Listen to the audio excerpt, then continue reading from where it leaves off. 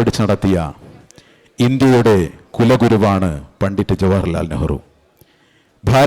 ഭാരതീയനായിരിക്കുമ്പോൾ വിശ്വപൗരനായി ഉയരാൻ കഴിഞ്ഞ ക്രാന്തദർശിയായ ഭരണാധികാരി എന്ന ഖ്യാതിയും നെഹ്റുവിന് സ്വന്തം.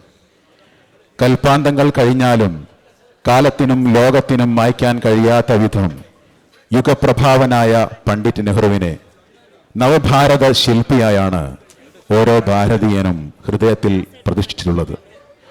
നെഹ്റുവിൻ്റെ ദർശനങ്ങളും ആശയങ്ങളും ക്രാന്തദർശിയായ ഭരണാധികാരി എന്ന നിലയിൽ കൈക്കൊണ്ട നയങ്ങളും ഉന്നത ജനാധിപത്യ മതേതര മൂല്യങ്ങളും ഇന്ത്യൻ ജനതയെ, വിശിഷ്യ യുവതലമുറയെ ഓർമ്മപ്പെടുത്തുകയും ബോധ്യപ്പെടുത്തുകയും ചെയ്യുക എന്ന ലക്ഷ്യത്തോടെ 2019 കാലിക്കറ്റ് യൂണിവേഴ്സിറ്റി കേന്ദ്രമായി രൂപീകൃതമായ സാമൂഹ്യ സാംസ്കാരിക പഠന കേന്ദ്രമാണ് Jawaharlal Nehru centre for studies and development.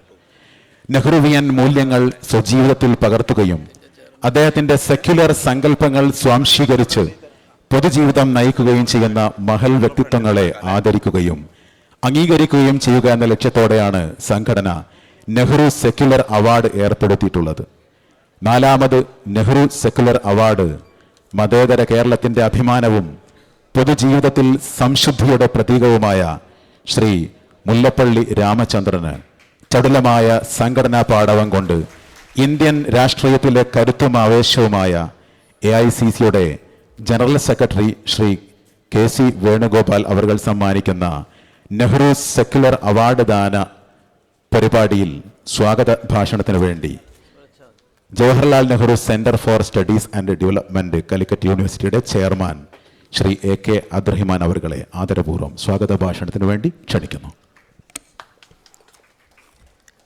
ഏറെ ബഹുമാന്യനായ ഇന്ത്യൻ രാഷ്ട്രീയത്തിലേക്ക് കേരളം സംഭാവന ചെയ്ത നമ്മുടെ അഭിമാനഭാജനമായ ഈ അവാർഡ് ബഹുമാന്യനായ ശ്രീ മുല്ലപ്പള്ളി രാമചന്ദ്രൻ അവർക്ക് സമർപ്പിക്കുന്ന AICCയുടെ സമാദരണീയനായ ജനറൽ സെക്രട്ടറി, നമ്മുടെയൊക്കെ അഭിമാനഭാജനമായ KC വേണുഗോപാൽ സാർ MP അവരെ,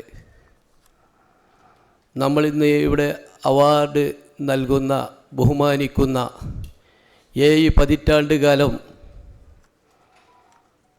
പൊതുരംഗത്ത് പ്രവർത്തിച്ചുകൊണ്ട് വിദ്യാർത്ഥി രാഷ്ട്രീയത്തിലൂടെ കടന്നു വന്ന് ഈ സർവകലാശാലയുടെ സന്താനമായി 7 പ്രാവശ്യം പാർലമെൻ്റ് അംഗവും കേന്ദ്ര ആഭ്യന്തരമന്ത്രിയും കൃഷി വകുപ്പ് മന്ത്രിയും കേരള പ്രദേശ് കോൺഗ്രസ് കമ്മിറ്റിയുടെ സാരഥിയുമൊക്കെയായി 80ൻ്റെ നിറവിലും കേരള രാഷ്ട്രീയത്തിൽ ഒരു നിറസാന്നിധ്യമായി നിറഞ്ഞു നിൽക്കുന്ന നമ്മുടെയൊക്കെ അഭിമാനമായി ഇവിടെ സൂചിപ്പിച്ചതുപോലെ മതേതര കേരളത്തിൻ്റെ അഭിമാനഭാജനമായ ശ്രീ മുല്ലപ്പള്ളി രാമചന്ദ്രൻ അവരെ ഈ ചടങ്ങിൽ അധ്യക്ഷത വഹിക്കുന്ന മലപ്പുറം ജില്ലയിലെ കോൺഗ്രസ് പ്രസ്ഥാനം കേരള രാഷ്ട്രീയത്തിലേക്ക് സംഭാവന ചെയ്ത് ഈ ജില്ലയിലെ കോൺഗ്രസിൻ്റെ എല്ലാമായ അഭിമാനഭാജനമായ മുൻ സാംസ്കാരിക വകുപ്പ് മന്ത്രി കൂടിയായ ശ്രീ AP അനിൽകുമാർ MLA അവരെ, തൻ്റെ ചടുലമായ യുവ കരുത്തിലൂടെ ജില്ലയിലെ കോൺഗ്രസ് പ്രസ്ഥാനത്തിന് ആവേശോജ്ജലമായ നേതൃത്വം നൽകുന്ന ജില്ലാ കോൺഗ്രസ് കമ്മിറ്റിയുടെ അധ്യക്ഷൻ അഡ്വക്കേറ്റ് VS ജോയി അവരെ, ഈ പരിപാടിയിൽ വളരെ വലിയ മഹനീയ സാന്നിധ്യമായി ഇവിടെ എത്തിച്ചേർന്നിരിക്കുന്ന നമ്മുടെ ജില്ലയിലെ കോൺഗ്രസ് പ്രസ്ഥാനത്തിൻ്റെ കരുത്തും ആവേശവുമായ KPCCയുടെ സമാദരണീയനായ ജനറൽ സെക്രട്ടറി ആര്യാടൻ സൗക്കത്ത് അവരെ, ഈ ജില്ലയിലെ ഈ പ്രദേശത്തിൻ്റെ കൂടി ജനപ്രതിനിധി കൂടിയായി മലപ്പുറം ജില്ല കേരളത്തിലെ കോൺഗ്രസ് പ്രസ്ഥാനത്തിൻ്റെ സാരഥികളിൽ ഒരാളായി ഉയർത്തിക്കൊണ്ടുവന്ന പ്രിയപ്പെട്ട Alipatta KPCC general secretary Alipatta Jameela അവരെ, ഇവിടെ എത്തിച്ചേർന്നിരിക്കുന്ന നമുക്കൊക്കെ അഭിമാനമായ ഈ യൂണിവേഴ്സിറ്റിയുടെ ഒക്കെ കരുത്തോടുകൂടി വളർന്നു വന്നിട്ടുള്ള കോഴിക്കോട് നിന്ന് ഇവിടെ എത്തിച്ചേർന്നിരിക്കുന്ന നമ്മുടെയൊക്കെ കോൺഗ്രസിൻ്റെ വർക്കിംഗ് കമ്മിറ്റി പ്രസിഡന്റ് കൂടിയായിട്ടുള്ള ഏറെ ബഹുമാന്യനായ വയനാട് MLA കൂടിയായിട്ടുള്ള നമ്മുടെയൊക്കെ ആവേശമായിട്ടുള്ള അഡ്വക്കേറ്റ് ടി സിദ്ദീഖ് അവറുകളെ, ഈ യൂണിവേഴ്സിറ്റിയുടെ ഭരണസാരഥികളിൽ ഒരാളായി സിൻഡിക്കേറ്റ് അംഗമായി ഇവിടെ നമുക്കൊക്കെ സുപരിചിതനായി നിറഞ്ഞു നിൽക്കുന്ന കേരള പ്രദേശ് കോൺഗ്രസ് കമ്മിറ്റിയുടെ പ്രിയപ്പെട്ട ജനറൽ സെക്രട്ടറി PN നിയാസ് അവറുകളെ, മലപ്പുറം ജില്ലാ UDFൻ്റെ ചെയർമാനും ജില്ലയിലെ കോൺഗ്രസ് പ്രസ്ഥാനത്തിൻ്റെ ഏറ്റവും സമുന്നതരായ നേതാക്കളിൽ ഒരാളുമായ ഏറെ ബഹുമാന്യനായ ശ്രീ PT അജയ് മോഹൻ അവറുകളെ, കേരള പ്രദേശ് കോൺഗ്രസ് കമ്മിറ്റിയുടെ സെക്രട്ടറിയായി നമ്മുടെയൊക്കെ ഈ പ്രദേശത്ത് നമ്മുടെ പാർട്ടിയുടെ അഭിമാനമായി പ്രവർത്തിക്കുന്ന KPCCയുടെ ഏറെ അഭിമാനമായ സെക്രട്ടറി ശ്രീ KP അബ്ദുൽ മജീദ് അവറുകളെ, ജില്ലാ കോൺഗ്രസ് കമ്മിറ്റിയുടെ ഉപാധ്യക്ഷനും മുഹമ്മദ് അബ്ദുറഹിമാൻ സാഹിബ് ചാരിറ്റബിൾ ചെയറിൻ്റെ സെക്രട്ടറി കൂടിയായിട്ടുള്ള പ്രിയപ്പെട്ട വിഷണ മുഹമ്മദ് സാർ അവറുകളെ, കോൺഗ്രസ് പ്രസ്ഥാനത്തിൻ്റെ ചരിത്രത്തിൻ്റെ ഭണ്ഡാരമായിട്ടുള്ള ഈ അവാർഡ് നിർണ്ണയിക്കുന്ന കമ്മിറ്റിയിലെ ഒരംഗം കൂടിയായിട്ടുള്ള പ്രിയപ്പെട്ട നമ്മുടെയൊക്കെ അഭിമാനമായ സമദ് മങ്കട അവറുകളെ, ഈ പരിപാടി ഇവിടെ വിജയപ്രദമാക്കുന്നതിന് ഏറെ എല്ലാ തലങ്ങളിലും സഹകരിച്ചിട്ടുള്ള കാലിക്കറ്റ് യൂണിവേഴ്സിറ്റി സ്റ്റാഫ് ഓർഗനൈസേഷൻ അതിൻ്റെ പ്രിയപ്പെട്ട പ്രസിഡന്റ് ശ്രീ പ്രവീൺ കുമാർ അവറുകളെ, ഈ പ്രോഗ്രാമിന് എനിക്ക് എല്ലാ വിധത്തിലും എല്ലാ രീതിയിലുമുള്ള ഉപദേശങ്ങൾ തന്ന് അതോടൊപ്പം ഇതിൻ്റെ തുടക്കം മുതൽ ഈ സംഘടനയുടെ തുടക്കം മുതൽ ഇതിൻ്റെ ഉപദേഷ്ടാവായി പ്രവർത്തിക്കുന്ന അതിൻ്റെ ജഡ്ജസ് കമ്മിറ്റിയിൽ അംഗം കൂടിയായിട്ടുള്ള പ്രിയപ്പെട്ട RS പണിക്കർ സാർ അവറുകളെ, ഏറെ ബഹുമാന്യനായ ആർസു സാർ മുന്നിലിരിക്കുന്നുണ്ട്. ഞങ്ങളുടെ ഈ ജഡ്ജിങ് കമ്മിറ്റിയുടെ ഇതിൻ്റെ ചെയർമാനാണ് അദ്ദേഹം. ഒട്ടനവധി അവാർഡുകളൊക്കെ നേടിയിട്ടുള്ള പ്രിയപ്പെട്ട ആർസു സാർ അവറുകളെ, പ്രിയപ്പെട്ട block Congress committee president Shri Veerendrakumar അവറുകളെ, ഇന്നിവിടെ ഈ അവാർഡ് നൽകുന്നതോടൊപ്പം ഒരു അനുമോദനം, ഒരു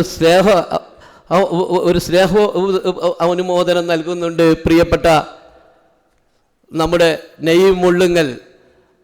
അദ്ദേഹം ഐക്യരാഷ്ട്രസഭയിൽ ഒരു പ്രത്യേക സമിതിയുടെ അംഗമായിട്ടുള്ള ആളാണ്.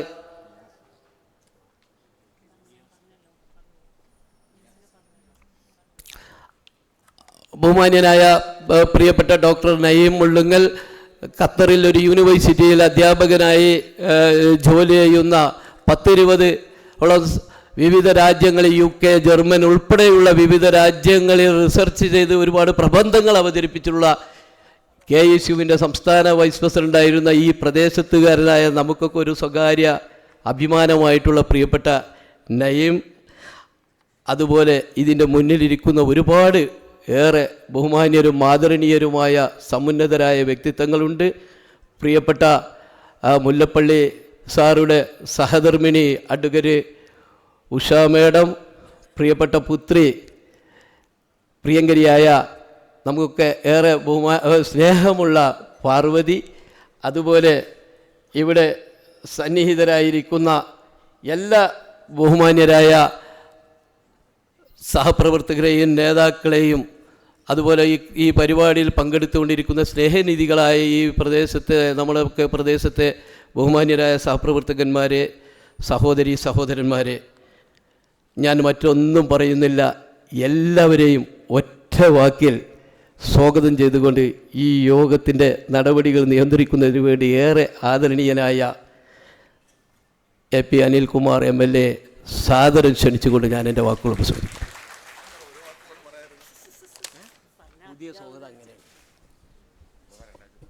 സ്വാഗതത്തിലേക്ക് നല്ല മാതൃക കാണിച്ചിരിക്കുകയാണ്. ഞാൻ കരുതി നീട്ട് എല്ലാവരുടെയും പേരുകൾ പറയുമ്പോഴേക്കും പിന്നെ പ്രസംഗം കൂടി ആകുമ്പോൾ വല്ലാതെ നീണ്ടുപോകുമെന്ന്. ഏതായാലും പക്ഷേ AK നടത്തുന്ന ഈ പ്രോഗ്രാമിനെ കുറിച്ച് പറയാമായിരുന്നു. ഇവിടെ സൂചിപ്പിച്ചു, നേരത്തെ പറഞ്ഞു, 4ാമത് അവാർഡ് ദാന ചടങ്ങാണ്. ഞാനും കൂടുതൽ സമയം എടുക്കുന്നില്ല. ഏറെ ബഹുമാന്യനായ AICC general secretary Shri KC Venugopal ഉദ്ഘാടന പ്രസംഗം നടക്കുവാനുണ്ട്. അതുപോലെ തന്നെ അവാർഡ് ഏറ്റുവാങ്ങുന്ന നമ്മുടെയൊക്കെ ആദരവും സ്നേഹവും അതോടൊപ്പം തന്നെ പ്രിയപ്പെട്ട KPCCയുടെ അധ്യക്ഷനായിരുന്ന ശ്രീ മുല്ലപ്പള്ളി രാമചന്ദ്രൻ അവരുടെ പ്രസംഗം, പിന്നെ വേദിയിൽ പ്രിയപ്പെട്ട സിദ്ദീഖ്, അതുപോലെ ആര്യാടൻ ഷൗക്കത്ത്, പ്രിയപ്പെട്ട അജയ് മോഹൻ, മജീദ്, നിയാസ് തുടങ്ങി എല്ലാവരും വേദിയിലുണ്ട്. ഞാൻ പേര് ആവർത്തിക്കുന്നില്ല. വളരെ സന്തോഷകരമായ ഒരു ചടങ്ങാണ്. ഇവിടെ നെഹ്റു സ്റ്റഡി സെൻറ്ററിൻ്റെ ആഭിമുഖ്യത്തിൽ നൽകുന്ന നെഹ്റു സെക്യുലർ അവാർഡ് ദാന ചടങ്ങാണ്. ഞാൻ കൂടുതൽ സമയമെടുക്കുന്നില്ല, പരിമിതപ്പെടുത്തുകയാണ്.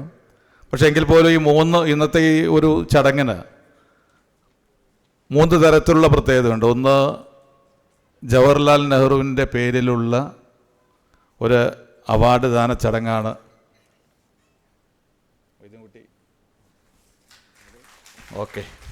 അവാർഡ് ദാന ചടങ്ങാണ് ഇവിടെ നടക്കുന്നത്. DCC പ്രസിഡന്റ് VS ജോയി വേദിയിലുണ്ട്. ഇന്നത്തെ ഒരു കാലഘട്ടത്തിൽ ബഹുമാന്യനായ ICC ജനറൽ സെക്രട്ടറി ഉൾപ്പെടെ പാർലമെൻറ്റിൽ കഴിഞ്ഞ ദിവസങ്ങളിൽ നമ്മുടെ ഭരണഘടനയുടെ 75ാം വാർഷികത്തോടനുബന്ധിച്ച് നടന്ന ചർച്ചയുമായി ബന്ധപ്പെട്ട കാര്യങ്ങൾ പങ്കെടുത്തും സംസാരിച്ചുമൊക്കെ നമ്മൾ കണ്ടതാണ്. 75ാമത് വാർഷികം ആഘോഷിക്കുന്ന ഈ സമയത്ത് പോലും നമ്മൾ കണ്ട ഒരു കാര്യം, വളരെ ബോധപൂർവം കേന്ദ്ര ഗവൺമെൻറ്റും നരേന്ദ്രമോദിയും പണ്ഡിറ്റ് ജവഹർലാൽ നെഹ്റുവിൻ്റെ സംഭാവനകളെ പൂർണ്ണമായി തമസ്കരിച്ചുകൊണ്ടാണ് മുന്നോട്ട് പോയത്. അദ്ദേഹം ചെയ്ത കാര്യങ്ങളെക്കുറിച്ച് പറഞ്ഞില്ല എന്ന് മാത്രമല്ല, പണ്ഡിറ്റ് ജവഹർലാൽ നെഹ്റുവിനെ ഏതെല്ലാം തരത്തിൽ വിമർശിക്കാൻ കഴിയുമോ ആ തരത്തിലൊക്കെ വിമർശിച്ചു എന്നുള്ളത് നമുക്ക് കാണുവാൻ കഴിഞ്ഞു. കേന്ദ്രമന്ത്രിമാർ, പ്രധാനമന്ത്രി ഒക്കെ തന്നെ പണ്ഡിറ്റ് ജവഹർലാൽ നെഹ്റുവിൻ്റെ പ്രാധാന്യം എത്രമാത്രം ചരിത്രത്തിൽ അത് കുറയ്ക്കാമോ അത് കുറയ്ക്കാനുള്ള ശ്രമങ്ങളാണ് പ്രസംഗങ്ങളിലൂടെ നടത്തിയത്. സ്വാഭാവികമായും നമുക്കറിയാം, എല്ലാ കാര്യങ്ങളും കോൺസ്റ്റിറ്റ്യൂവൻ്റ് അസംബ്ലിയുടെ രൂപീകരണം മുതൽ ഭരണഘടനയുടെ നീണ്ടുനിന്ന ചർച്ചകളിൽ ഓരോ ഘട്ടത്തിലും ഭാഗമായി നിന്ന പണ്ഡിറ്റ് ജവഹർലാൽ നെഹ്റുവിനെ മാറ്റി നിർത്തിക്കൊണ്ട് ഭരണഘടനയെക്കുറിച്ച് പറയാൻ കഴിയില്ല. പക്ഷേ BJP ഗവൺമെൻറ് മാറ്റി നിർത്തി എന്ന് മാത്രമല്ല, അദ്ദേഹത്തെ നിശിതമായി വിമർശിക്കുന്ന രീതിയിലാണ് കാര്യങ്ങൾ കാണുന്നത്. ഞാൻ പറഞ്ഞു വരുന്നത്, ഏറ്റവും കൂടുതൽ ജവഹർലാൽ നെഹ്റുവിനെ വിമർശിക്കുക എന്നുള്ളത് ഒരു അജണ്ടയായി ഈ ഗവൺമെൻറ് കാണുന്നു. ഇന്ന് ഗവൺമെൻറ് 2 നയങ്ങളാണ് കേന്ദ്ര ഗവൺമെൻറ്റിനുള്ളത്. ഒന്ന്, നമ്മുടെ നേതാക്കൾ ഹൈജാക്ക് ചെയ്യുക. 2 ആഴ്ച മുമ്പാണ് തോന്നുന്നു ഗുജറാത്തിൽ നരേന്ദ്രമോദി സർദാർ വല്ലഭായ് പട്ടേലിനെ കുറിച്ച് സംസാരിക്കുന്നത് കേട്ട് കഴിഞ്ഞാൽ പഴയകാല ജനസംഘം നേതാവാണ് എന്നുള്ള രീതിയിലാണ് അദ്ദേഹത്തെ അവതരിപ്പിച്ചു കൊണ്ടുവരുന്നത്. ഞാൻ കൂടുതൽ പറയുന്നില്ല. ഒന്ന്, നമ്മൾ നേതാക്കൾ ഹൈജാക്ക് ചെയ്യുക, ഒന്ന് നമ്മുടെ നേതാക്കളുടെ പ്രസക്തി കുറയ്ക്കുക. ഈ 2 കാര്യങ്ങളും ചെയ്തുകൊണ്ടിരിക്കുന്ന ഒരു പശ്ചാത്തലത്തിൽ ജവഹർലാൽ നെഹ്റുവിൻ്റെ സംഭാവനകൾ ഏറ്റവും കൂടുതൽ ചർച്ച ചെയ്യപ്പെടേണ്ട ഒരു കാലഘട്ടമാണ് നമ്മുടെ ഈ കാലഘട്ടം എന്നുള്ളത് കൊണ്ട് തന്നെ അദ്ദേഹത്തിൻ്റെ നാമധേയത്തിലുള്ള ഒരു സെക്യുലർ അവാർഡിന് വളരെ പ്രസക്തിയുണ്ട് എന്ന് ഞാൻ സൂചിപ്പിക്കുവാൻ ഈ സന്ദർഭം വിനിയോഗിക്കുകയാണ്. പിന്നെ അത് നൽകുന്നതിന് വേണ്ടി ഇന്ന് നമുക്ക് ഏറെ ബഹുമാന്യനായ കേരളത്തിലെ ഏറ്റവും സീനിയർ നേതാവെന്ന് പറയാവുന്ന ശ്രീ മുല്ലപ്പള്ളി രാമചന്ദ്രൻ അവർക്ക് അത് നൽകുന്നതിന് വേണ്ടി ഇവിടെ എത്തിയിട്ടുള്ളത് AICCയുടെ ജനറൽ സെക്രട്ടറി, സംഘടനാ ചുമതലയുള്ള, ഇന്ന് ഇന്ത്യൻ നാഷണൽ കോൺഗ്രസിൻ്റെ ഈ രാജ്യത്തെ മുഴുവൻ സംഘടനാ പ്രവർത്തനങ്ങളിലും ഏറ്റവും ശക്തമായി ഇടപെട്ടുകൊണ്ട് കോൺഗ്രസ് എങ്ങനെ മുന്നോട്ട് പോകണം എന്ന് ചിന്തിക്കുകയും അതിനനുസരിച്ച് പാർട്ടിയെ മുന്നോട്ട് കൊണ്ടുപോവുകയും ചെയ്യുന്ന നേതാവാണ് ശ്രീ KC വേണുഗോപാൽ. നമുക്കറിയാം, ഇന്ത്യയിലെ 47 മുതലുള്ള ചരിത്രം എടുത്തു കഴിഞ്ഞാൽ ദേശീയ തലത്തിൽ എന്നും ഒരു മലയാളി സാന്നിധ്യം ഉണ്ടായിട്ടുണ്ട്. ജവഹർലാൽ നെഹ്റു മന്ത്രിസഭയിലെ VK കൃഷ്ണമേനോൻ മുതൽ CM സ്റ്റീഫൻ മുതൽ K കരുണാകരൻ, ശ്രീ AK ആൻ്റണി, അവരൊക്കെ ദേശീയ രാഷ്ട്രീയത്തിൻ്റെ ഭാഗമായി നിന്നത് ചരിത്രത്തിൻ്റെ ഭാഗമാണ്. പക്ഷെ അന്നൊക്കെയുള്ളൊരു പ്രത്യേകത, കോൺഗ്രസിനോടൊരു ചോദ്യം തിരിച്ചു ചോദിക്കുവാൻ ആരുമില്ലാത്ത കാലഘട്ടത്തിൽ കോൺഗ്രസ് അതിൻ്റെ ഉഗ്രപ്രതാപത്തിൽ അതിൻ്റെ വസന്തകാലത്തിൽ നിൽക്കുമ്പോഴാണ് ഈ നേതാക്കളൊക്കെ ദേശീയ രാഷ്ട്രീയത്തിലുണ്ടായിരുന്നത്. പക്ഷേ ഇന്ന് കെ സി വേണുഗോപാൽ AICCയുടെ സംഘടനാ ചുമതലയുള്ള ജനറൽ സെക്രട്ടറിയായി നിൽക്കുമ്പോൾ കോൺഗ്രസ് അതിൻ്റെ ഏറ്റവും പ്രയാസം നിറഞ്ഞ, പ്രതിസന്ധി നിറഞ്ഞ ഒരു കാലഘട്ടത്തിലൂടെയാണ് നമ്മൾ കടന്നുപോയിരുന്നത്. പ്രത്യേകിച്ച് നമുക്കറിയാം, 2019 തെരഞ്ഞെടുപ്പിന് ശേഷം നടന്ന 5 വർഷം കോൺഗ്രസ് എന്ന് പറയുന്ന 3 നൂറ്റാണ്ടുകളിലൂടെ പടർന്ന് പന്തലിച്ച് നിൽക്കുന്ന കോൺഗ്രസിൻ്റെ അടിവേരിളക്കുവാൻ ഒരു ഭരണകൂടം പൂർണ്ണമായി പ്രവർത്തിച്ചുകൊണ്ടിരുന്ന ആ ഭരണകൂടത്തിൻ്റെ മുഴുവൻ ശക്തികളും, ആ കേന്ദ്ര ഗവൺമെൻറ് മുഴുവൻ ഏജൻസികളും നമ്മുടെ നേതൃത്വത്തെ വേട്ടയാടിക്കൊണ്ടിരുന്നപ്പോൾ കോൺഗ്രസിൽ നിന്ന് പല കാരണങ്ങൾ പറഞ്ഞുകൊണ്ട് പലരെയും കോൺഗ്രസിന് അടർത്തി മാറ്റിയെടുത്ത അധികാരത്തിൻ്റെ സ്വാധീനം കൊണ്ട് പലരും അടർത്തി മാറ്റി മുന്നോട്ട് പോയപ്പോൾ കോൺഗ്രസ് തകർന്നു പോകുന്നു, തളർന്നു പോകുന്നു, തിരിച്ചു വരാൻ കഴിയില്ല എന്ന് പറഞ്ഞെടുത്ത് നിന്ന് രാഹുൽ ഗാന്ധിയുടെ നേതൃത്വത്തിന് കരുത്തു പകർന്ന് രാഹുൽ ഗാന്ധി ഭാരത് ജോഡോ യാത്ര നടത്തി മുന്നോട്ട് പോയപ്പോൾ അതിനൊക്കെ കരുത്ത് നൽകുവാനും അതിൻ്റെ രൂപരേഖ തയ്യാറാക്കുവാനും അത് ഒരു വലിയ വിജയമാക്കുന്നതിന് മുന്നിൽ നിന്നും പിന്നിൽ നിന്നും പ്രവർത്തിച്ച വ്യക്തി ആരെന്ന് ചോദിച്ചാൽ യാതൊരു സംശയം വേണ്ട, അത് ശ്രീ കെ സി വേണുഗോപാലാണ് എന്നുള്ള കാര്യം തർക്കം വേണ്ട. ഞാൻ പറഞ്ഞു വരുന്നത്, ഞാൻ കൂടുതൽ പറയുന്നില്ല, ഏറ്റവും പ്രയാസകരമായ ഒരു ഘട്ടമായിരുന്നു കഴിഞ്ഞ 5 വർഷക്കാലം. കോൺഗ്രസിനെ സംബന്ധിച്ചിടത്തോളം 100 സീറ്റ്, 40 സീറ്റ്, 45 സീറ്റ് എന്ന് വിധി എഴുതിയവരുണ്ട്. ഇന്ത്യ മുന്നണി എന്ന് പറയുന്നത് 100 സീറ്റിലേക്ക് എത്തില്ല എന്ന് പറഞ്ഞവരുണ്ട്. തെരഞ്ഞെടുപ്പ് പ്രഖ്യാപിക്കുന്ന ദിവസങ്ങളിൽ പോലും ഏറ്റവും പ്രഗത്ഭരായ നേതാക്കൾ കോൺഗ്രസിൽ നിന്ന് വിട്ടുപോയ സന്ദർഭം, ആ സന്ദർഭത്തിൽ പോലും രാഹുൽ ഗാന്ധിക്ക് കരുത്തായി നിന്ന് രാഹുൽ ഗാന്ധി ഏത് പ്രതിസന്ധി അതിജീവിച്ച് മുന്നോട്ട് പോയപ്പോൾ അതിനൊരു കരുത്തായി നിന്ന് കഴിഞ്ഞ തെരഞ്ഞെടുപ്പിൽ എല്ലാ കണക്കുകൂട്ടലും തെറ്റിച്ചുകൊണ്ട് കോൺഗ്രസിനൊരു വലിയ മുന്നേറ്റം നമുക്കുണ്ടാക്കാൻ കഴിഞ്ഞിട്ടുണ്ടെങ്കിൽ അതിൻ്റെ പുറകിലും ശ്രീ കെ സി വേണുഗോപാലിൻ്റെ കരുത്തും ശക്തിയും സംഘടനാ പാഠവും ഉണ്ട് എന്നുള്ള കാര്യം സംശയമില്ല. അദ്ദേഹത്തിൻ്റെ സാന്നിധ്യം ഈ വലിയ അവാർഡ് മുല്ലപ്പള്ളി രാമചന്ദ്രനെ പോലെയുള്ള ഏറ്റവും പ്രഗത്ഭനായ ഒരാൾക്ക് നൽകുമ്പോൾ അതാര് നൽകും എന്ന് ചോദിച്ചപ്പോൾ ഞങ്ങളുടെ ഒന്നും മനസ്സിൽ വേറൊരു പേരുണ്ടായിരുന്നില്ല, അത് കെ സി വേണുഗോപാൽ തന്നെയായിരുന്നു. അതുകൊണ്ടാണ് അദ്ദേഹത്തെ തിരക്കിനിടയിലും വിളിച്ചു വരുത്തി ഈ ഒരു ചടങ്ങിൽ പങ്കെടുക്കണമെന്ന് അഭ്യർത്ഥിച്ചത്. പിന്നെ ശ്രീ മുല്ലപ്പള്ളി രാമചന്ദ്രൻ ഞാൻ പറയേണ്ട കാര്യമില്ല, ഞാൻ അദ്ദേഹത്തോട് പറയായിരുന്നു, ഞാനൊക്കെ KSU ആയിരിക്കുന്ന കാലഘട്ടത്തിൽ 79 ഹൈസ്കൂളിൽ പഠിക്കുന്ന കാലഘട്ടം 79-80 കാലഘട്ടങ്ങളിൽ ഞാൻ ആദ്യമായിട്ട് ഒരു സമ്മേളനത്തിൽ പങ്കെടുത്തത് കോഴിക്കോട്ട് നടക്കുന്ന യൂത്ത് കോൺഗ്രസിൻ്റെ ഒരു സംസ്ഥാന സമ്മേളനമായിരുന്നു. യഥാർത്ഥത്തിൽ അന്ന് മലപ്പുറത്ത് കോഴിക്കോടൊക്കെ പോകുക എന്ന് പറഞ്ഞു കഴിഞ്ഞാൽ ഒരു വലിയ സംഭവമാണ്. പക്ഷേ ഞങ്ങൾ മലപ്പുറത്ത് KSUവിൻ്റെ മലപ്പുറം ഹൈസ്കൂളിലെ KSUവിലെ എല്ലാവരും ചേർന്ന് ഒരു ബസ് എടുത്ത് ഞങ്ങൾ ആ സമ്മേളനത്തിൽ പങ്കെടുത്തു. അന്ന് ശ്രീ മുല്ലപ്പള്ളി രാമചന്ദ്രനാണ് സംസ്ഥാന അധ്യക്ഷൻ. അന്ന് വിളിച്ചൊരു മുദ്രാവാക്യം ഞാൻ അദ്ദേഹത്തോട് പറഞ്ഞു, ഞാനിപ്പോൾ ഇവിടെ പറയുന്നില്ല. ആ മുദ്രാവാക്യം ഇപ്പോഴും എൻ്റെ മനസ്സിലുണ്ട്. ആ കാലഘട്ടത്തിൻ്റെ ഒരു മുദ്രാവാക്യമാണ്. അന്ന് പാർട്ടി 2ആയി നിൽക്കുന്ന സമയം. അന്ന് മുതൽ ശ്രീ മുല്ലപ്പള്ളി രാമചന്ദ്രനെ നമുക്ക് എന്നെപ്പോലുള്ള KSUക്കാർക്കറിയാം, ഒരുപാട് തലമുറകൾക്കറിയാം. അതിനുശേഷം അദ്ദേഹം യൂത്ത് കോൺഗ്രസിൻ്റെ ജാഥ നയിച്ച് മലപ്പുറത്ത് എത്തിയപ്പോഴും ഞങ്ങൾ KSUക്കാർ ഞങ്ങൾ മുദ്രാവാക്യം വിളിച്ച് അഭിവാദ്യം വിളിച്ചത് ഞാനിപ്പോൾ ഓർക്കുകയാണ്. കാലം ഒരുപാട് മുന്നോട്ട് പോയി. ശ്രീ മുല്ലപ്പള്ളി രാമചന്ദ്രൻ എന്ന് പറയുന്ന നേതാവിന് ഒരു മാറ്റവുമില്ല. അന്നും ഇന്നും യുവത്വത്തിൻ്റെ ആവേശത്തോടു കൂടി അദ്ദേഹം നിലനിൽക്കുകയാണ്. നമുക്കറിയാം, ഇന്നത്തെ ഒരു കാലഘട്ടം എന്ന് പറയുന്നത് സോഷ്യൽ മീഡിയയിൽ അല്ലെങ്കിൽ സമൂഹ മാധ്യമങ്ങളിൽ അഭിപ്രായം പറയുമ്പോൾ ആ അഭിപ്രായം എന്തായിരിക്കണം, ആ അഭിപ്രായം പറഞ്ഞാൽ അത് തിരിച്ചടിയാകുമോ എന്നൊക്കെ ചിന്തിച്ചാണ് പലരും ഗവേഷണം നടത്തിയാണ് കാര്യങ്ങൾ പറയുക. പക്ഷെ അദ്ദേഹത്തെ സംബന്ധിച്ചിടത്തോളം അത്തരം കാര്യങ്ങൾ ഞാനിപ്പോൾ ഓർക്കുന്നു. കോവിഡ് കാലത്ത് അദ്ദേഹം പറഞ്ഞ അഭിപ്രായത്തിൻ്റെ പേരിൽ ഒരുപാട് വിമർശനങ്ങൾ അദ്ദേഹത്തിന് ഏൽക്കേണ്ടി വന്നു. അങ്ങനെ പറയാമോ എന്ന് നമുക്കിടയിലും ചിലർ ചിന്തിച്ചു. ഏറ്റവും ചുരുക്കി പറയാം, 2025 എത്തി നിൽക്കുമ്പോൾ അന്ന് അദ്ദേഹം പറഞ്ഞ അഭിപ്രായം 100% ശരിയായിരുന്നു എന്ന് ഇന്ന് ബോധ്യമായിരിക്കുകയാണ്. നമുക്കറിയാം, അന്ന് അദ്ദേഹം പറഞ്ഞു, ഗവൺമെൻറ് നടത്തുന്ന PR വർക്കാണ്, കോവിഡിൻ്റെ മറവിൽ അഴിമതിയാണ്, ഇതൊരു ഗവൺമെൻറ് നടത്തേണ്ട കാര്യമല്ല എന്ന് വളരെ ശക്തമായ വിമർശനം, ആ വിമർശന വാക്കുകളും പദങ്ങളൊന്നും ഞാൻ ഉപയോഗിക്കുന്നില്ല. പക്ഷെ അത് എത്ര ശരിയായിരുന്നു. അന്ന് വലിയ എതിർപ്പുണ്ടായി, വലിയ വിമർശനമുണ്ടായി. പക്ഷേ ആ വിമർശനവും കാര്യത്തെ തൻ്റെ ഇടത്തോടു കൂടി നേരിട്ടു. ഇന്ന് എല്ലാവർക്കും ബോധ്യമാണ് അദ്ദേഹം പറഞ്ഞത് 100% ശരിയായിരുന്നു എന്ന്. ഭരണത്തിൽ തിരിച്ചു വരാനുള്ള PR വർക്ക് മാത്രമായിരുന്നു അത്.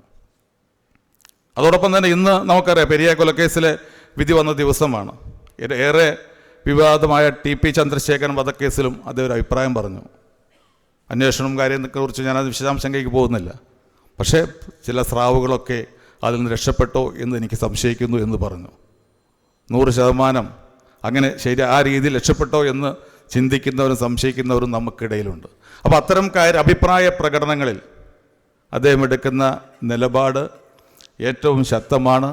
അതുകൊണ്ട് തന്നെയാണ് എല്ലാ വിഭാഗം ആളുകളും അംഗീകരിക്കുന്ന നേതാവാണ് ശ്രീ മുല്ലപ്പള്ളി രാമചന്ദ്രൻ എന്നുള്ളത് കൊണ്ട് തന്നെയാണ് ഈ അവാർഡിന് അദ്ദേഹത്തെ തിരഞ്ഞെടുത്തത്. മാത്രവുമല്ല, അദ്ദേഹത്തിൻ്റെ രാഷ്ട്രീയം പരിശോധിച്ചാൽ അറിയാം, സ്വാതന്ത്ര്യ സമരത്തിൻ്റെ പശ്ചാത്തലമുള്ള അദ്ദേഹത്തിന് ഏതെങ്കിലും സമുദായ നേതാക്കളുടെ മാനസപുത്രനായിട്ട് ഒരിക്കലും അദ്ദേഹം മാറിയിട്ടില്ല. അദ്ദേഹം എല്ലാ സമുദായത്തിലെ അണികളുടെയും നേതാവായിട്ടാണ് മുല്ലപ്പള്ളി രാമചന്ദ്രൻ എപ്പോഴും നിന്നിട്ടുള്ളത് എന്നുള്ളതും അഭിമാനകരമായ കാര്യമാണ്. അങ്ങനെയുള്ള അദ്ദേഹത്തിന് ഈ ഒരു അവാർഡ് നൽകുന്നതിൽ ഞങ്ങൾക്കൊക്കെ ഏറെ സന്തോഷമുണ്ട്. അദ്ദേഹത്തെ പ്രത്യേകം അഭിനന്ദിച്ചുകൊണ്ട് ഞാൻ എൻ്റെ വാക്കുകൾ നിർത്തുന്നു. ഈ ചടങ്ങിൽ ഉദ്ഘാടന പ്രസംഗത്തിന് വേണ്ടിയും അതോടൊപ്പം തന്നെ അവാർഡ് കൈമാറുന്നതിന് വേണ്ടിയും ഏറെ ആദരണീയനായ ACC general secretary Shri KC വേണുഗോപാലിനെ ക്ഷണിച്ചുകൊണ്ട് ഞാൻ നിർത്തുന്നു.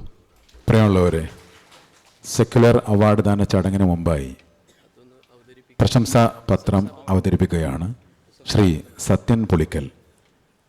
അദ്ദേഹത്തെ സ്നേഹപൂർവ്വം ക്ഷണിക്കുന്നു. എല്ലാവർക്കും നമസ്കാരം. പ്രശംസാപത്രം. കൽപ്പാന്തങ്ങൾ കഴിഞ്ഞാലും കാലത്തിനും ലോകത്തിനും മായ്ക്കാൻ കഴിയാത്ത വിധം യുഗപ്രഭാവനായ പണ്ഡിറ്റ് ജവഹർലാൽ നെഹ്റുവിനെ നവഭാരത ശില്പിയായാണ് ഓരോ ഭാരതീയനും ഹൃദയത്തിൽ പ്രതിഷ്ഠിച്ചിട്ടുള്ളത്. നൂറ്റാണ്ടുകളായി സ്വദേശീയരും വിദേശീയരുമായ നിരവധി ഭരണാധികാരികൾക്ക് കീഴിൽ വിഭജിക്കപ്പെട്ടു കിടന്നിരുന്ന ഈ ദേശത്തിന് ഒരൊറ്റ ജനതയും ഒരൊറ്റ രാഷ്ട്രവുമായി മാറാനുള്ള ആന്തരിക ശേഷിയുണ്ടെന്ന് കണ്ടെത്തിയത് നെഹ്റുവാണ്. ആചാരാനുഷ്ഠാനങ്ങളിലും വിശ്വാസങ്ങളിലും ഭൂമിശാസ്ത്രപരമായ വൈവിധ്യങ്ങളിലും പ്രകടമായി നിലനിന്നു പോന്ന ശക്തമായ വേർതിരിവുകളെയും സാമൂഹ്യമായ വൈജാത്യങ്ങളെയും അസമത്വങ്ങളെയും വകഞ്ഞുമാറ്റി അവയുടെ അന്തർധാരയായി നിലനിന്ന ഏകത്വത്തിൻ്റെ കരുത്ത് കണ്ടെത്തിയത് ചരിത്രപുരുഷനായ നെഹ്റുവാണ്. വിവിധ മതങ്ങളിലും ജാതികളിലുമായി വിഭജിക്കപ്പെട്ടു കിടന്ന കോടിക്കണക്കിന് ഇന്ത്യക്കാർക്ക് മതേതരത്വത്തിൻ്റെ ഐകമത്യ സൂത്രം ഉപദേശിച്ചു കൊടുത്ത കുലഗുരുവാണ് നെഹ്റു. ഒന്നിനൊന്ന് വ്യത്യസ്തമായ അഭിപ്രായങ്ങൾ വെച്ച് പുലർത്തുമ്പോൾ തന്നെ വിയോജിപ്പിനും കൂടി ഇടമൊരുക്കുന്ന ഉന്നത ജനാധിപത്യ മൂല്യങ്ങൾ ഭാരതീയരെ പഠിപ്പിച്ചതും നെഹ്റുവാണ്. ദാരിദ്ര്യത്തിൽ നിന്നും ദുരിതങ്ങളിൽ നിന്നും രക്ഷ നേടാൻ സ്ഥിതി സമത്വ ബോധത്തിൽ നിന്നും ഉരുവം കൊണ്ട സമ്മിശ്ര സാമ്പത്തിക വ്യവസ്ഥയ്ക്ക് ഊടും പാവുമിട്ടതും നെഹ്റു.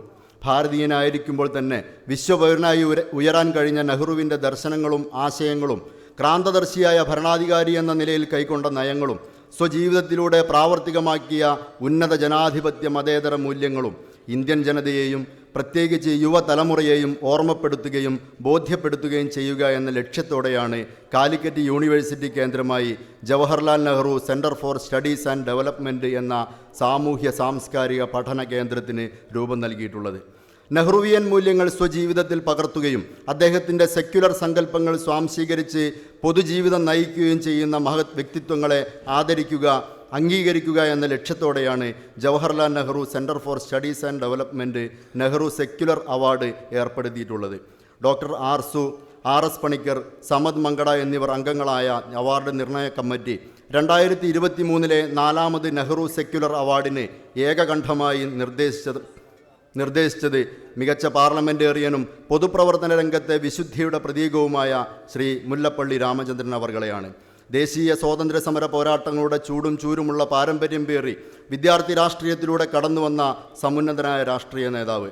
വ്യക്തിജീവിതത്തിലും പൊതുജീവിതത്തിലും മൂല്യച്യുതികളുമായി സമരസപ്പെടാൻ തയ്യാറാവാത്ത ഉന്നതൻ. ജവഹർലാൽ നെഹ്റുവിൻ്റെ ദർശനങ്ങളിൽ നിന്ന് ഊർജവും ആവേശവും ഉൾക്കൊണ്ട് പൊതുപ്രവർത്തന മേഖല ധന്യമാക്കിയ നേതാവ്. ജീവിതം മതനിരപേക്ഷതയുടെ തുറന്ന പുസ്തകമാക്കിയ സെക്യുലറിസ്റ്റ്.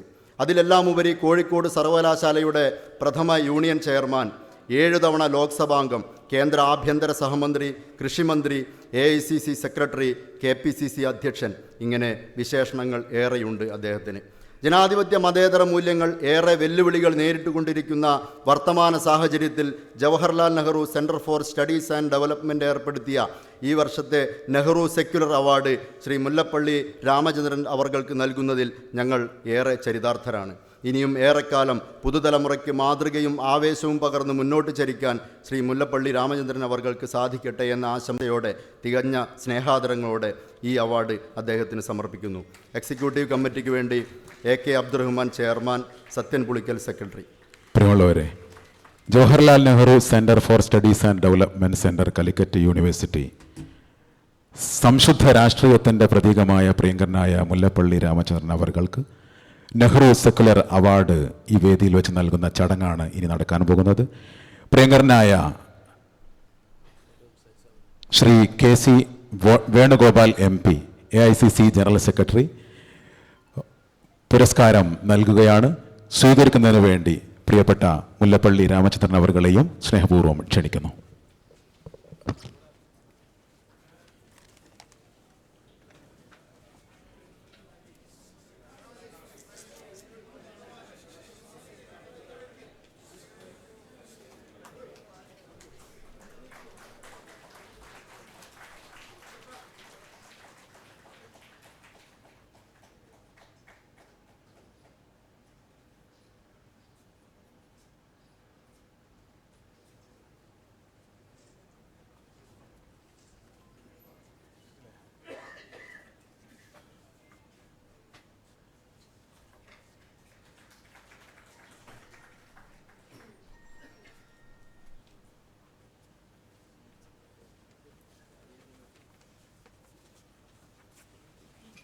നമ്മോട് സംസാരിക്കുകയാണ് ശ്രീ KC വേണുഗോപാൽ അവർ. അദ്ദേഹത്തെ സ്നേഹപൂർവ്വം ക്ഷണിക്കുന്നു.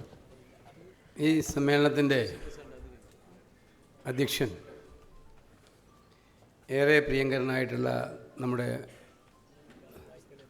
മുൻ സാംസ്കാരിക വകുപ്പ് മന്ത്രിയും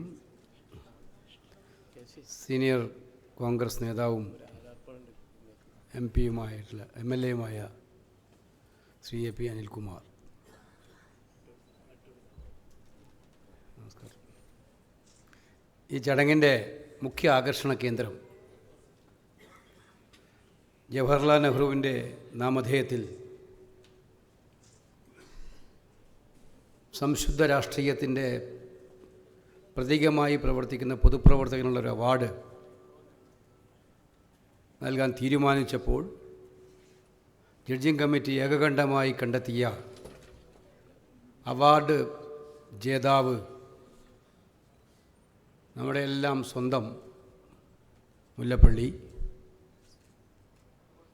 അധ്യക്ഷവേദിയിലുള്ള ബഹുമാന്യരായിട്ടുള്ള Congress working president Shri Siddique,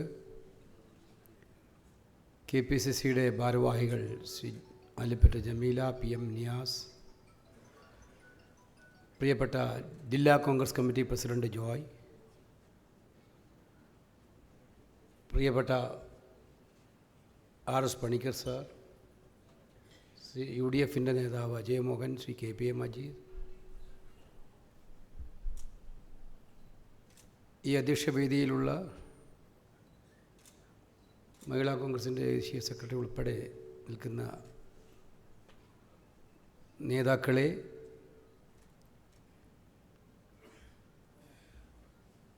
AK Abdurahiman ഫൗണ്ടേഷൻ്റെ പ്രസിഡന്റ്, സെക്രട്ടറി സത്യൻ, മറ്റു സഹോദരീ സഹോദരന്മാരെ, സുഹൃത്തുക്കളെ, വളരെ വളരെ ആഹ്ലാദകരമായ ചടങ്ങാണ്. എന്നെ സംബന്ധിച്ചിടത്തോളം, നിങ്ങളെ എല്ലാവരെയും സംബന്ധിച്ചിടത്തോളം ഇത്. കാരണം കേരള രാഷ്ട്രീയം സൂക്ഷ്മമായി പരിശോധിക്കുന്നവർക്കെല്ലാം അറിയാം, മുല്ലപ്പള്ളി രാമചന്ദ്രൻ എന്ന് പറയുന്ന രാഷ്ട്രീയ നേതാവിൻ്റെ തുടക്കം, പിന്നീട് അങ്ങോട്ടുള്ള പ്രവർത്തന കേന്ദ്രങ്ങൾ, പിന്നീട് അദ്ദേഹം വഹിച്ച പദവികൾ, ആ പദവികളെല്ലാം വഹിച്ചിരുന്നപ്പോഴും അദ്ദേഹത്തിൻ്റെതായിട്ടുള്ള വ്യക്തിത്വ വികാസങ്ങൾ, ഏറ്റവും ഒടുവിൽ കേരളത്തിലെ കോൺഗ്രസിൻ്റെ അധ്യക്ഷനാവുക എന്ന് പറയുന്ന അപൂർവമായിട്ടുള്ള പദവിയും അദ്ദേഹം വഹിച്ചപ്പോൾ അദ്ദേഹത്തിൻ്റെ നിലപാടുകൾ എല്ലാം കേരള സമൂഹത്തിൻ്റെ മുന്നിൽ ഒരു തുറന്ന പുസ്തകം പോലെയുള്ളതാണ്. പണ്ഡിറ്റ് ജവഹർലാലിൻ്റെ പേരിൽ നെഹ്റുവിൻ്റെ പേരിൽ ഒരു സ്ഥിരം ഫൗണ്ടേഷൻ ഈ യൂണിവേഴ്സിറ്റി കേന്ദ്രമാക്കിക്കൊണ്ട് സംഘടിപ്പിച്ചപ്പോൾ ഇപ്രാവശ്യത്തെ അവാർഡ് കൊടുക്കാൻ അവർ തീരുമാനിക്കുന്നത്, മുല്ലപ്പള്ളി തീരുമാനിക്കുമ്പോൾ എനിക്ക് ഉറപ്പുണ്ട് ജഡ്ജിങ് കമ്മിറ്റിയുടെ മുമ്പിലുള്ള ഒരുപാട് കാര്യങ്ങൾ അവർ കൺസിഡർ ചെയ്തിട്ടുണ്ടാവും. അവാർഡുകൾ എന്ന് പറയുന്നത് രാഷ്ട്രീയ പ്രവർത്തകരെ സംബന്ധിച്ചിടത്തോളം അത് പലപ്പോഴും പ്രവർത്തനത്തിനുള്ള അംഗീകാരം എന്നതിൽ മുന്നോട്ടുള്ള പ്രവർത്തനങ്ങൾക്ക് പ്രചോദകമാകേണ്ട കാര്യമാണ്. സാധാരണ ഞങ്ങളെല്ലാം പറയാറുണ്ട്, അവാർഡുകൾ ഒരു രാഷ്ട്രീയ പ്രവർത്തകന് ഏറ്റവും വലിയ അവാർഡ് ജനങ്ങൾ കൊടുക്കുന്നതാണ് എന്ന് പലപ്പോഴും നമ്മൾ ചിന്തിക്കാറുണ്ട്. അതാണ് രാഷ്ട്രീയ പ്രവർത്തകൻ്റെ ഏറ്റവും വലിയ സമ്പത്തും. അതിനോടൊപ്പം കൂട്ടി വായിക്കേണ്ടത് നമ്മുടെ രാഷ്ട്രീയ പ്രവർത്തന രീതിയിൽ, നമ്മുടെ ശൈലിയിൽ, നമ്മുടെ ജീവിത ചിന്താഗതികളിൽ ഒക്കെ തന്നെ വിലയിരുത്തുന്നവർ നമ്മളെ എങ്ങനെ നോക്കിക്കാണുന്നു എന്നതിൻ്റെ ഒരു റിസൾട്ട് ഓറിയൻറ്റഡ് ആയിട്ടുള്ള ബാക്കി പത്രം കൂടിയാണ് അവാർഡുകൾ എന്ന് പറയുന്നത്. കേവലം ഒരു പുരസ്കാരവും ഒരു പത്രവും മാത്രമല്ല, മറിച്ച് ജീവിതകാലത്തിലുടനീളം അല്ലെങ്കിൽ രാഷ്ട്രീയ പ്രവർത്തന കാലത്തിലുടനീളം തൻ്റെ വഴികൾ എങ്ങനെയായിരുന്നു എന്ന് മറ്റു ചിലർ വിലയിരുത്തി ആ വിലയിരുത്തുന്നതിൻ്റെ അടിസ്ഥാനത്തിലുണ്ടാക്കുന്ന നിഗമനങ്ങളുടെ പുറത്ത് കിട്ടുന്ന ഒരു വലിയ അംഗീകാരമാണ്. പണ്ഡിറ്റ് ജവഹർലാൽ നെഹ്റുവിൻ്റെ കാര്യം ഇവിടെ ശ്രീ അനിൽകുമാർ പറഞ്ഞു. നമ്മുടെ രാഷ്ട്രശില്പി, ഇന്ത്യയിലെ ഞങ്ങൾ ഏറ്റവും കൂടുതൽ സ്നേഹിച്ച നേതാവ്, സൂര്യൻ അസ്തമിക്കാത്ത ബ്രിട്ടീഷുകാരൻ്റെ അടിമത്തത്തിനെതിരായിട്ട് മഹാത്മാഗാന്ധിയോടൊപ്പം കൈകോട്ട് പിടിച്ച് സർദാർ വല്ലഭായ് പട്ടേലും മൗലാന ആസാദും സരോജിനി നായിഡുവും സുഭാഷ് ചന്ദ്രബോസും ഉൾപ്പെടെയുള്ള ആ പഴയ തലമുറയിലെ അവരെയെല്ലാം ഒന്നിച്ചു കൊണ്ടുപോയി ആ സ്വാതന്ത്ര്യ സമരത്തിൻ്റെ ഏറ്റവും തീക്ഷ്ണമായ മുഖങ്ങളിൽ നിന്ന് പണ്ഡിറ്റ് എല്ലാ സൗഭാഗ്യങ്ങളും ജീവിതത്തിലുണ്ടായിരുന്ന എല്ലാ സൗഭാഗ്യങ്ങളും മാറ്റി ജയിൽ സ്വീകരിച്ച് ജയിലിനകത്ത് നിന്ന് സ്വാതന്ത്ര്യ സമരത്തിന് തീക്ഷ്ണമായി അനുഭവിച്ച പണ്ഡിറ്റ് ജവഹർലാൽ നെഹ്റുവിനെ ഇന്ന് രാജ്യം ഭരിക്കുന്ന പാർട്ടി ഓരോ നിമിഷവും വേട്ടയാടിക്കൊണ്ടിരിക്കുകയാണ്. നെഹ്റുവിനെ വിമർശിക്കുക എന്ന് പറയുന്നത് നരേന്ദ്രമോദിയുടെയും BJPയുടെയും ഒരു ഫാഷനായി മാറിക്കഴിഞ്ഞിട്ടുണ്ട്.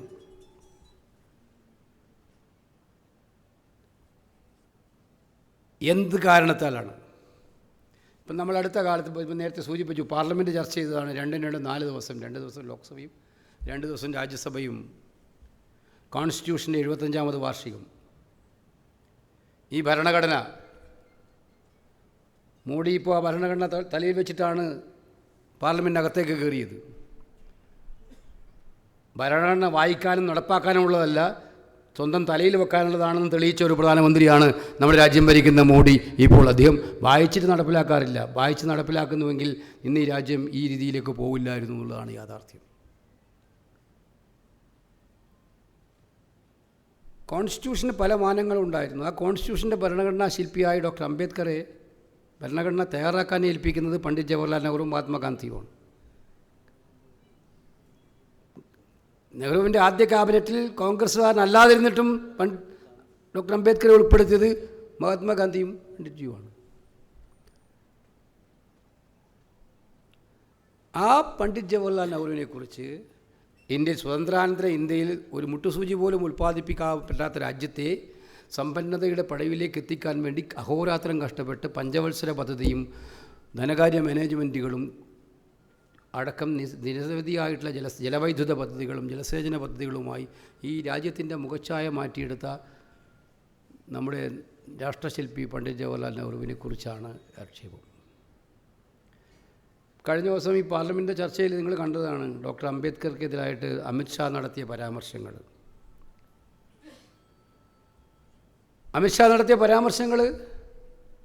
അംബേദ്കർ അംബേദ്കർ അംബേദ്കർ അംബേദ്കർ എന്ന് നമ്മൾ ഒരുപാട് തവണ വിളിക്കുന്നു. അതൊരു ഫാഷനായി മാറിയിട്ടുണ്ട്.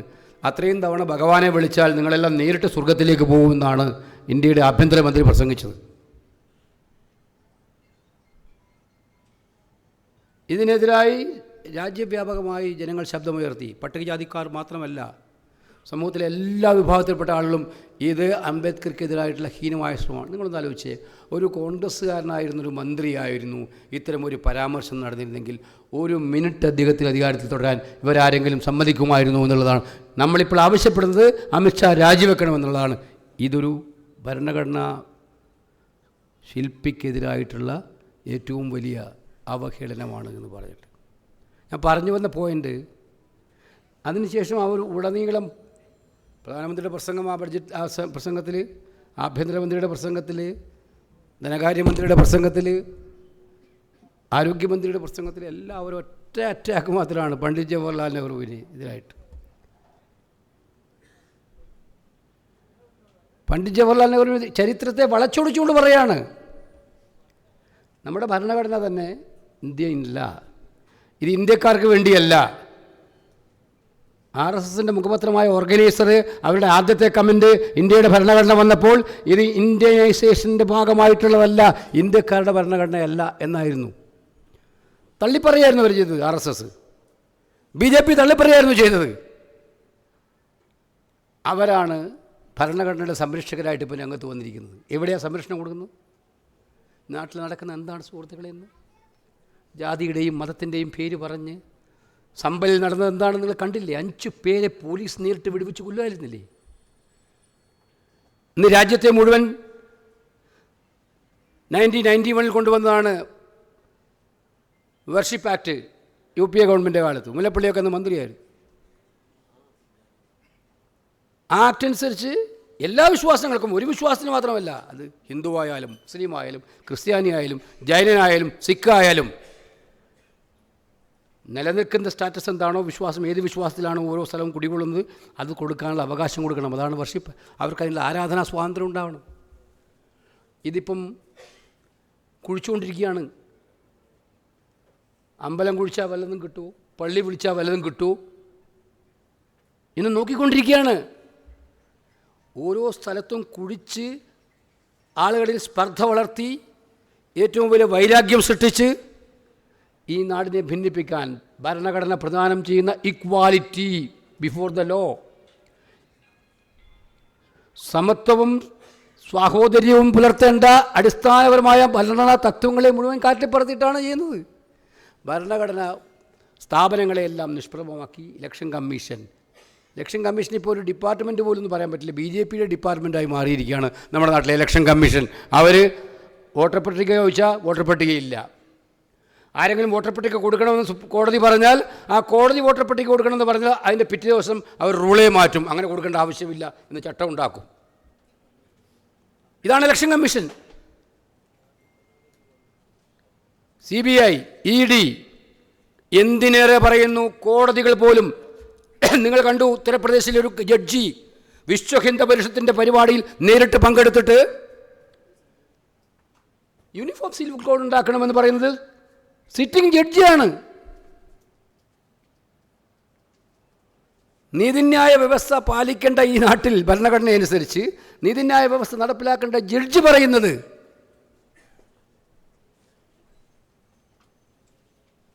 അതും വിശ്വ ഹിന്ദു പരിഷത്തിനെ പോലുള്ള ഒരു പരിപാടിയിൽ പങ്കെടുത്തിട്ടാണ് പറയുന്നത്. സുപ്രീം കോടതിയിലെ സ്ഥാനമൊഴിഞ്ഞ ചീഫ് ജസ്റ്റിസിനെ കുറിച്ചൊന്നും ഞാൻ പറയേണ്ട കാര്യമില്ല. എല്ലാവർക്കും പ്രൈവറ്റ് ലൈഫ് ഉണ്ടാവും, ഇല്ലെന്ന് ഞാൻ പറയുന്നില്ല. എല്ലാവർക്കും സ്വകാര്യതകളുണ്ട്, എല്ലാവർക്കും പൂജിക്കാൻ അവകാശമുണ്ട്. പക്ഷേ സിറ്റിംഗ് സുപ്രീം കോടതി ജഡ്ജി പ്രധാനമന്ത്രിയെ നേരിട്ട് വിളിച്ച് നവരാത്രി പൂജ നടത്തുക എന്ന് പറഞ്ഞാൽ അതിൻ്റെ ഉദ്ദേശം ഇന്ത്യൻ ജുഡീഷ്യറിക്ക് നിഷ്പക്ഷത നഷ്ടപ്പെടാൻ, ഒരിക്കലുമില്ലാത്ത കീഴ്വഴക്കങ്ങളിലേക്ക് പോകാൻ അവസരം തുടങ്ങിയിരിക്കുന്നു എന്നുള്ളതിൻ്റെ തെളിവായിട്ടാണ് നിഷ്പക്ഷരായ ജനങ്ങൾ വീക്ഷിക്കുന്നത്. ഞാൻ പറയുന്നത്, ഈ ഭരണഘടനയെല്ലാം അറ്റാക്ക് ചെയ്യുന്നവരാണ്, ഭരണഘടനാ മൂല്യങ്ങളെയെല്ലാം കാറ്റിൽ പറത്തുന്നവരാണ്. ഞങ്ങൾ ഭരണഘടനയുടെ സംരക്ഷകരാണ്. പണ്ഡിറ്റ് ജവഹർലാൽ നെഹ്റുവാണ് അംബേദ്കറെ അവഹേളിക്കാൻ ശ്രമിച്ചത് എന്ന് പറഞ്ഞിട്ട്. പണ്ഡിറ്റ് ജവഹർലാൽ നെഹ്റു അംബേദ്കറെ അവഹേളിക്കുകയല്ല. മഹാത്മാഗാന്ധിയുടെ നിർദ്ദേശമനുസരിച്ച് അംബേദ്കറിനെ ഭരണഘടനാ നിർമ്മാണ സഭകളിലുണ്ടാക്കി അതിൻ്റെ കോൺസ്റ്റിറ്റ്യൂഷൻ അസംബ്ലിയുടെ ചെയർപേഴ്സണാക്കി.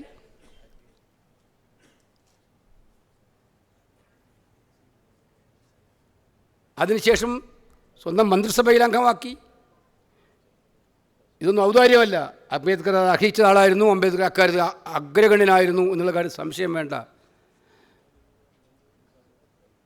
അദ്ദേഹം മരണപ്പെട്ടു പോയപ്പോൾ പോലും ജവഹർലാൽ നെഹ്റുവിൻ്റെ വാക്കുകൾ മാത്രം എടുത്ത് നോക്കിയാൽ അറിയാം ആരായിരുന്നു അംബേദ്കർ എന്ന്. ജവഹർലാൽ നെഹ്റുവിൻ്റെ ക്ലിയറായിട്ടുള്ള ചിന്താഗതി ഉണ്ടായിരുന്നു എന്നുള്ളതാണ് സത്യം. സാധാരണക്കാരെ ജനങ്ങളോടടുപ്പിച്ച നേതാവ്. സ്വന്തം വീട്ടിൽ പൊതുസഭകളൊക്കെ ഇപ്പം ജനസമ്പർക്ക പരിപാടിയൊക്കെ നമ്മൾ അന്ന് തുടങ്ങിയതാണ്. പണ്ഡിറ്റ് ജവഹർലാൽ നെഹ്റു തുടങ്ങിയതാണ് ജനങ്ങളെ കാണാൻ പൊതുസഭകൾ. അത്തരം സഭകൾ ഉണ്ടാക്കിയിരുന്ന നേതാവ്. വിദ്യാഭ്യാസ രംഗത്ത്, സാമ്പത്തിക രംഗത്ത്, ശാസ്ത്ര സാങ്കേതിക രംഗത്ത് മികവിൻ്റെ പര്യായങ്ങളായി ഇന്ത്യയെ മാറ്റിയെടുക്കാൻ വേണ്ടി ഏറ്റവും കഠിനാധ്വാനം ഭരണത്തിലൂടെ നിർവഹിച്ച ഏറ്റവും നല്ല ഭരണതന്ത്രജ്ഞനായ നേതാവായിരുന്നു പണ്ഡിറ്റ് ജവഹർലാൽ നെഹ്റു. ആ നെഹ്റുവിനെ കരിവാരി തെച്ച് കാണിക്കാൻ BJPയും സംഘപരിവാറും മാത്രമല്ല, ഇപ്പോഴത്തെ മോഡിയല്ല, 1000 മോഡി വന്നാലും പണ്ഡിറ്റ്ജിയായി ജനങ്ങളുടെ മുന്നിൽ ജീവിക്കുമെന്നുള്ള കാര്യം അവർ മനസ്സിലാക്കണം എന്ന് മാത്രമാണ് എനിക്ക് അഭ്യർത്ഥിക്കാനുള്ളത്. അദ്ദേഹത്തിൻ്റെ മതേതരത്വ സങ്കല്പങ്ങൾ, മതേതരത്വം എന്ന് പറയുന്നത് മതനിഷേധമല്ല എന്ന് വ്യക്തമായ ചിന്താഗതി പറഞ്ഞ ആളായിരുന്നു പണ്ഡിറ്റ് ജവഹർലാൽ നെഹ്റു. ചിലർ പറയും മതേതരത്വം എന്ന് പറഞ്ഞാൽ മതമില്ലായ്മയല്ല. എല്ലാ മതങ്ങൾക്കും അവരുടെ വിശ്വാസങ്ങളുണ്ട്, വിശ്വാസ പ്രമാണങ്ങളുണ്ട്. അത് നിലനിർത്തിക്കൊണ്ട് തന്നെ മതത്തെ ശക്തിപ്പെടുത്താൻ, അവരുടെ മതേതരത്വത്തെ ശക്തിപ്പെടുത്താൻ, പരസ്പര സ്നേഹം ശക്തിപ്പെടുത്താൻ, അതായിരുന്നു. അദ്ദേഹം ഈശ്വരവിശ്വാസിയായിരുന്നില്ല. പക്ഷേ പണ്ഡിറ്റ്ജിയുടെ വാക്കുകൾ നമുക്കെല്ലാവർക്കും അറിയാം. ഞാൻ ഈശ്വരവിശ്വാസിയായ അല്ലാത്തൊരു പ്രധാനമന്ത്രിയാണ്. പക്ഷേ ഇന്ത്യയിലെ ഒരു ഈശ്വരവിശ്വാസിക്കും അവരുടെ വിശ്വാസങ്ങൾക്ക് ഭംഗം വരുത്താതെ അവരെ സംരക്ഷിക്കുക എന്നുള്ളതായിരിക്കും എൻ്റെ ഏറ്റവും വലിയ കർത്തവ്യം എന്ന് പറഞ്ഞ പ്രധാനമന്ത്രി കൂടിയാണ് പണ്ഡിറ്റ് ജവഹർലാൽ നെഹ്റു. അപ്പോൾ നെഹ്റുവിനെ തമസ്കരിക്കാൻ ശ്രമിക്കുന്ന ഭരണകൂടങ്ങളെ നിങ്ങൾക്ക് തെറ്റുപറ്റി. കാലങ്ങളോളം ഓർമ്മിക്കാൻ, മനസ്സിൽ വെക്കാൻ ഒരുപാട് ഈ നാടിന് നൽകിയിട്ടാണ് ധീരനായിട്ടുള്ള പണ്ഡിറ്റ് ജവഹർലാൽ നെഹ്റു നമ്മളെ വിട്ടുപിരിഞ്ഞു പോയിട്ടുള്ളത് എന്നുള്ളത് നിങ്ങൾക്ക് മനസ്സിലാക്കേണ്ടി വരും എന്നുള്ളതിന് സംശയം വേണ്ട. അതുകൊണ്ട് കാലം എത്ര മാറിയാലും പോയാലും നിങ്ങളുടെ അധികാരത്തിൻ്റെ എല്ലാ ദണ്ഡുകളും ഉപയോഗിച്ചുകൊണ്ട് അദ്ദേഹത്തെ വേട്ടയാടാൻ ശ്രമിച്ചാലും നെഹ്റുജിയായിട്ട് തന്നെ ഇന്ത്യൻ മനസ്സിൽ മാത്രമല്ല ലോക മനസ്സാക്ഷിക്കുള്ളിൽ ഉണ്ടാകും എന്ന് സൂചിപ്പിക്കുന്നു. ആ ഒരു നെഹ്റുവിനെ ഉയർത്തി കാണിക്കാൻ നിങ്ങളുടെ അവാർഡ് ഏർപ്പെടുത്തി. അത് നൽകുന്നത് എനിക്ക് ഏറ്റവും സന്തോഷമുള്ള കാര്യം. ഈ ചടങ്ങിൽ എനിക്ക് പങ്കെടുക്കുമ്പോൾ വ്യക്തിപരമായിട്ടുള്ള കാര്യം. നേരത്തെ അനിൽ പറഞ്ഞതുപോലെ ഞങ്ങളൊക്കെ കണ്ണൂരിൽ വിദ്യാർത്ഥി സംഘടന പയ്യന്നൂർ കോളേജിലും മാധവമംഗലം ഹൈസ്കൂളിലൊക്കെ ആയിരുന്നു ഞാൻ KSU തുടങ്ങിയത്. അന്ന് പാർട്ടി സർവകലാശാല യൂണിയൻ ചെയർമാൻ എന്ന് പറയുന്നത് ഒരു വിദ്യാർത്ഥി നേതാവിന് കിട്ടാവുന്ന ഏറ്റവും വലിയ സ്ഥാനം, ഗ്ലാമർ പൊസിഷനാണ്. എനിക്കാവാൻ പറ്റിയിട്ടില്ല. ആകാൻ വേണ്ടി മത്സരിച്ചിട്ട് ഭൂരിപക്ഷം ഉണ്ടായിട്ടും ജയിക്കാൻ പറ്റാത്ത ഒരാളായിരുന്നു ഞാനന്ന്. കാലിക്കറ്റ് യൂണിവേഴ്സിറ്റിക്കാർക്കെല്ലാം അറിയാതെ ഈ വരാന്തയിലൂടെ എന്നെ ഓടിക്കാൻ വിട്ട് എത്ര പ്രാവശ്യം ഓടിപ്പിച്ചിട്ടുണ്ടെന്ന് എല്ലാവർക്കും അറിയാം. സൈത്ലാലിൻ്റെയും ശരത്തിൻ്റെയും കൃപേഷിൻ്റെയൊക്കെ കാലം പറഞ്ഞ പോലെ ഈ യൂണിവേഴ്സിറ്റി ഇലക്ഷൻ എന്ന് പറഞ്ഞാൽ എല്ലാ വർഷവും ഞങ്ങളൊക്കെ ഒന്നുകിൽ അടികൊണ്ട് പോവുക അല്ലെങ്കിൽ അടി ഏറ്റുവാങ്ങുക എന്നുള്ളതായിരുന്നു. അപ്പോൾ അന്ന് ഞാൻ പറഞ്ഞു വന്ന മുല്ലപ്പള്ളി യൂണിവേഴ്സിറ്റി യൂണിയൻ പ്രസിഡൻ്റായ കാലം, കാലിക്കറ്റ് യൂണിവേഴ്സിറ്റി അന്ന് തൃശ്ശൂർ മുതൽ കാസർഗോഡ് വരെ നിറഞ്ഞു നിൽക്കുന്ന മഞ്ചേശ്വരം ഗോവിന്ദപ്പൈ കോളേജ് വരെ, കൊടുങ്ങല്ലൂർ അസ്മാബി കോളേജ് മുതൽ ഗോവിന്ദപ്പൈ കോളേജ് വരെ നിൽക്കുന്ന ഈ വലിയ യൂണിവേഴ്സിറ്റിയുടെ ചെയർപേഴ്സണായി. സത്യത്തിൽ അപൂർവങ്ങളായിട്ടുള്ള നേതാക്കന്മാർക്കാകാൻ പറ്റുന്ന, സ്വന്തം കഴിവുകൊണ്ടാവാൻ പറ്റുന്ന ഒന്നായിരുന്നു അന്ന് മുല്ലപ്പള്ളി ചെയർപേഴ്സണായത്. ഞാൻ മുല്ലപ്പള്ളി ഇരുത്തിക്കൊണ്ട് മുല്ലപ്പള്ളി അവാർഡ് കൊടുക്കൊണ്ട് പറയാതല്ല. മുല്ലപ്പള്ളിയുടെ റേറ്റിംഗ് അനുസരിച്ച് കേരളത്തിൽ ആ ഒരു തുടർച്ചയിൽ മുല്ലപ്പള്ളി ഇരുന്ന സ്ഥാനങ്ങളൊന്നും വലിയ സ്ഥാനങ്ങളാണ് എന്ന് എനിക്ക് തോന്നിയിട്ടില്ല. ഇതിനേക്കാൾ എത്രയോ വലിയ സ്ഥാനങ്ങളിലേക്ക് മുല്ലപ്പള്ളി എത്താൻ ആരുടെയും പിൻബലമില്ലാതെ ഞാൻ ഉറപ്പിച്ച് പറയാം. ഗോപാലേട്ടൻ്റെ മോനായി, ഒരു സ്വാതന്ത്ര്യ സമര സേനാനിയുടെ മകനായി, ആ പശ്ചാത്തലത്തിൽ നിങ്ങൾക്ക് 50 കൊല്ലം മുമ്പ് പോയാൽ മുല്ലപ്പള്ളിയുടെ വീട് എങ്ങനെയായിരുന്നു, ഇത് തന്നെയാണ് ഇപ്പോഴും മുല്ലപ്പള്ളി താമസിക്കുന്ന വീട്. അപ്പോൾ ആ ഒരു പശ്ചാത്തലത്തിൽ നിന്നും മാറാതെ അതേ രീതിയിൽ ജീവിച്ചുകൊണ്ട് ആ യൂണിവേഴ്സിറ്റി യൂണിയൻ പ്രസിഡൻ്റ് ആയത് മുതൽ ഇങ്ങോട്ട് യൂത്ത് കോൺഗ്രസിൻ്റെ പ്രസിഡൻറ്റ്, അന്ന് പിളർപ്പിൻ്റെ കാലമായിരുന്നു, നിങ്ങൾക്ക് എല്ലാവർക്കും അറിയാം. അന്ന് കോൺഗ്രസ് ഐ എന്ന് പറഞ്ഞാലൊക്കെ എന്നെ കോളേജിൽ തല്ലിയിട്ടുണ്ട്. ഐ എന്ന് പറഞ്ഞാൽ അപ്പോൾ തല്ലാണ് കേട്ടോ, ശ്രദ്ധിക്കേ. അപ്പോൾ അല്ല, ഞാൻ ഒരു ഇൻ്റലക്ച്വലായ ആളുകൾ അതിലേക്ക് അല്ല എന്ന് പറയുന്നൊരു മുല്ലപ്പള്ളി അന്ന് ധൈര്യമായി നേതൃത്വം കൊടുത്തു. നിലമ്പൂരിലെ ബൈ ഇലക്ഷൻ എനിക്ക് ഇപ്പോഴും ഓർമ്മയുണ്ട്. മുല്ലപ്പള്ളി നടത്തിയ ഫൈറ്റ് പാർട്ടി പറഞ്ഞിട്ടാണ്, മുല്ലപ്പള്ളിക്ക് ആഗ്രഹം ഉണ്ടായിട്ടില്ല. പാർട്ടി പറഞ്ഞ് ഫൈറ്റ് ചെയ്യാൻ പറഞ്ഞു, ഫൈറ്റ് ചെയ്തു. ഒരു ഊതിക്കാച്ചിയ പൊന്നാണ് കേരളത്തിലെ കോൺഗ്രസിന് മുല്ലപ്പള്ളി രാമചന്ദ്രൻ എന്ന് ഉറപ്പിച്ച് ഞാൻ പറയും.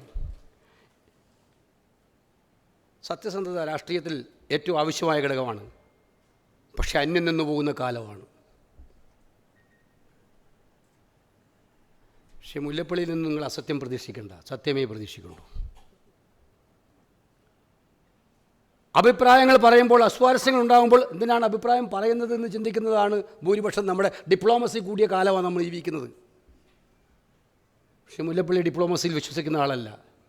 അത് രാഹുൽ ഗാന്ധിയോടാണെങ്കിലും ശ്രീമതി സോണിയാഗാന്ധിയോടാണെങ്കിലും അവരോട് ഇഷ്ടക്കുറവ് കൊണ്ടല്ല, അവരുടെ ഇഷ്ടം കൂടുന്നതിലുണ്ട്. ഉള്ള കാര്യങ്ങൾ അവിടെ വെച്ച് പക്ഷെ ഒരിക്കലും സ്വന്തം പാർട്ടിയെ മാധ്യമങ്ങൾക്ക് മുന്നിലോ മറ്റുള്ളവരുടെ മുന്നിലോ മോശമാക്കി പറയാനും തയ്യാറാകാത്ത നേതാവാണ് ശ്രീ മുല്ലപ്പള്ളി എന്നുള്ളത് മുല്ലപ്പള്ളിക്ക് അവകാശപ്പെട്ട ഏറ്റവും വലിയ ക്രെഡിറ്റാണ്. അങ്ങനെയാണല്ലോ ഇപ്പം നമ്മൾ കണ്ടുകൊണ്ടിരിക്കുന്നത്. പാർട്ടിയോട് എന്തെങ്കിലും അഭിപ്രായം, ഇപ്പോൾ പാർട്ടി, ഞാൻ ഇപ്പോൾ എല്ലാ സ്ഥാനങ്ങളും വഹിച്ച് നിൽക്കുന്ന ഒരാളാണിപ്പോൾ. ഞാൻ ഈ സ്ഥാനത്ത് എല്ലാ സ്ഥലത്തും ഉണ്ടാവില്ല, കുറച്ച് കാലം കഴിഞ്ഞാൽ മാറും. അപ്പോൾ മാറിക്കഴിഞ്ഞ ഉടനെ പിന്നെ എൻ്റെ പരമാവധി പരിശ്രമം ഞാനാക്കിയ എൻ്റെ പാർട്ടിക്ക് എന്തെങ്കിലും ചെറിയ തലവേദന ഉണ്ടാക്കാൻ പറ്റിയാൽ അതിലേക്ക് പോകുക എന്നുള്ളതായിരിക്കും ഉണ്ടാവുന്നത്. ഉച്ചകുത്തി തപസ്സിച്ച് നിങ്ങളിൽ തപസ്സിരുന്നാലും ഈ മനുഷ്യരിൽ നിന്നും അങ്ങനെ ഒരു വാചകം കിട്ടില്ല എന്നുള്ളതാണ് ഏറ്റവും വലിയ കാര്യം. അതാണ് ക്രെഡിബിലിറ്റി, അതാണ് വിശ്വാസ്യത. അത് ഞാൻ നേരത്തെ പറഞ്ഞ പോലെ സ്വന്തം കുടുംബത്തിൻ്റെ സ്വാതന്ത്ര്യ സമര പശ്ചാത്തലത്തിൻ്റെ എല്ലാ കൈപ്പേറിയ അനുഭവങ്ങളിലൂടെ തൻ്റെ പിതാവ് പോകുന്നത് കണ്ടിട്ടും ഈ ത്രിവർണ്ണ പതാക മാറോടണക്കി പിടിക്കാൻ കാണിച്ച ഏറ്റവും വലിയ ആവേശത്തിൻ്റെ ഭാഗമായിട്ട് ഏറ്റെടുത്ത ദൗത്യം, അത് KSUവിലൂടെ, യൂത്ത് കോൺഗ്രസ്സിലൂടെ, പിന്നീട് കോൺഗ്രസ്സിലൂടെ, അങ്ങനെ വ്യക്തിത്വങ്ങൾ കൊണ്ട് ഒരുപാട് ബഹുമതികൾ കൊണ്ട് അലങ്കരിക്കപ്പെടേണ്ട ഒരാളാണ്. സത്യത്തിൽ ജനമനസ്സുകളിൽ അതുപോലെ തന്നെ നിൽക്കുന്നത് കൊണ്ടാണ് എല്ലാവരും പറയും വടകര അത് എഴുതി തെളിയിക്കണം. വടകര പാർലമെൻറ്റ്, പക്ഷേ മുല്ലപ്പള്ളി രാമചന്ദ്രൻ എന്തുകൊണ്ടാണ് വടകര പാർലമെൻറ്റിൽ ബഹുഭൂരിപക്ഷത്തിൽ ജയിക്കുന്നത്? അദ്ദേഹം കണ്ണൂരിൽ ആദ്യം ജയിച്ചത്. ഒരു കാര്യം ജനങ്ങൾക്ക് ഓർമ്മയുണ്ട്, ഈ മനുഷ്യൻ ജനപ്രതിനിധിയായാൽ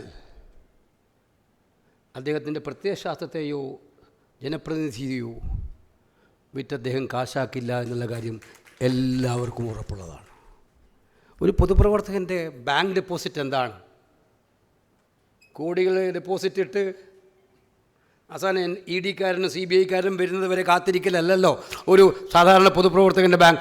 ഒരു പൊതുപ്രവർത്തകൻ്റെ ബാങ്ക് ഡെപ്പോസിറ്റ് തൻ്റെ പാർട്ടി അണികളിൽ, ജനങ്ങളിൽ മനസ്സിനകത്തുണ്ടാക്കുന്ന നല്ല അഭിപ്രായ രൂപീകരണമാണെങ്കിൽ ആ ഡെപ്പോസിറ്റിൽ കേരളത്തിൽ ഏറ്റവും മുന്നിൽ നിൽക്കുന്ന നേതാവാണ് ശ്രീ മുല്ലപ്പള്ളി എന്നുള്ള കാര്യം ഞാൻ പറയാൻ ആഗ്രഹിക്കുകയാണ്.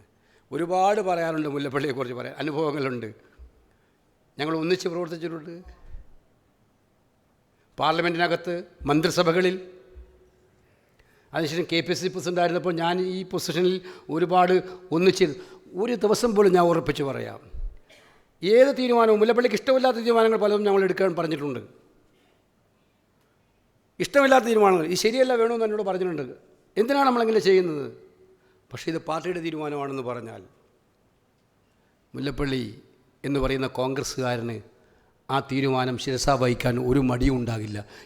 ഞാൻ ഇപ്പോൾ ഇത്തരം വേദികളിൽ തുറന്നു പറയാവുന്ന അനുഭവങ്ങളല്ല അതൊന്നും ഉള്ളതുകൊണ്ട് ഞാൻ തുറന്നു പറയുന്നില്ല. കേരളത്തിലെ കോൺഗ്രസ്സിന് കിട്ടിയ KPCC അധ്യക്ഷന്മാരെല്ലാവരും പ്രഗത്ഭന്മാരായിരുന്നു. ഞാൻ ആരെയും മോശമാക്കി പറയുന്നില്ല. പക്ഷേ അത്തരം പ്രസിഡന്റുമാരിൽ കോൺഗ്രസ്സിന് കിട്ടിയ ഏറ്റവും നല്ല കോൺഗ്രസ് പ്രസ്ഥാനത്തെയും ആശയത്തെയും ഇതുപോലെ സ്നേഹിച്ച, രാഷ്ട്രീയ സത്യസന്ധത അടിമുതൽ മുടി വരെ കാത്തുസൂക്ഷിച്ച ഒരു കറകളഞ്ഞ പ്രസിഡൻ്റായിരുന്നു ശ്രീ മുല്ലപ്പള്ളി രാമചന്ദ്രൻ എന്ന് അഭിമാനപൂർവ്വം പറയാൻ എനിക്ക് താല്പര്യമുണ്ട്.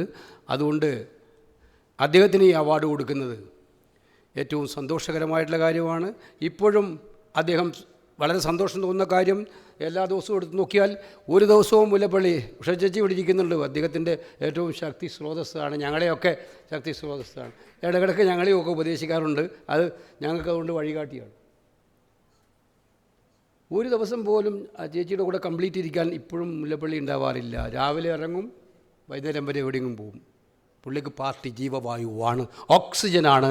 മുല്ലപ്പള്ളിക്ക് ഈ പാർട്ടി എന്ന് പറയുന്നത് ഓക്സിജനാണ്. നിങ്ങളെല്ലാവരും ചിന്തിക്കേണ്ടത് അതാണ്. അപ്പോൾ അതുകൊണ്ട് ഞാൻ അത്ഭുതപ്പെട്ടു. മുല്ലപ്പള്ളി ഇങ്ങനെ അവാർഡിലൊന്നും താല്പര്യമുള്ള ആളൊന്നുമല്ല. ഇങ്ങനെ ഞാൻ ചോദിച്ചു അനിലിനോട്, മുല്ലപ്പള്ളി സമ്മതിച്ചിട്ടുണ്ടോ ഇതെന്ന്. അപ്പോൾ മനസ്സില്ലാ മനസ്സോടെ പണ്ഡിറ്റ് ജവഹർലാൽ നെഹ്റുവിൻ്റെ പേരായതുകൊണ്ട് പുള്ളിക്ക് താല്പര്യമാണെന്ന് പറയേണ്ടായെന്ന് പറഞ്ഞു. അതുകൊണ്ട് മുല്ലപ്പള്ളിയെ നമുക്ക് വേണം, കേരളത്തിന് കോൺഗ്രസ്സിന് വേണം, നിങ്ങൾക്കെല്ലാവർക്കും വേണം. നമുക്ക് മുന്നോട്ട് പോകാനുള്ള പ്രവർത്തനങ്ങളിൽ മുല്ലപ്പള്ളി രാമചന്ദ്രനെ പോലെയുള്ള വ്യക്തിത്വത്തിന് ഇനിയും ഏറ്റവും ശക്തമായിട്ടുള്ള പ്രാധാന്യമുണ്ട്, പ്രസക്തിയുണ്ട് എന്നുള്ള കാര്യം ഞാൻ സൂചിപ്പിക്കുകയാണ്. അതുകൊണ്ട് അദ്ദേഹത്തിന് നൽകിയ ഈ വലിയ അവാർഡ് കൊടുക്കാൻ, അവാർഡെന്ന് പറയുന്നത് ഞാൻ നേരത്തെ പറഞ്ഞു, ചില അവാർഡുകൾ അത് കൊടുക്കുന്ന വ്യക്തി മഹത്തരമാക്കും. ചിലപ്പോൾ അവാർഡുകൾക്കായിരിക്കും പ്രസക്തി, വ്യക്തിക്ക് മഹത്തരം ഉണ്ടാവില്ല.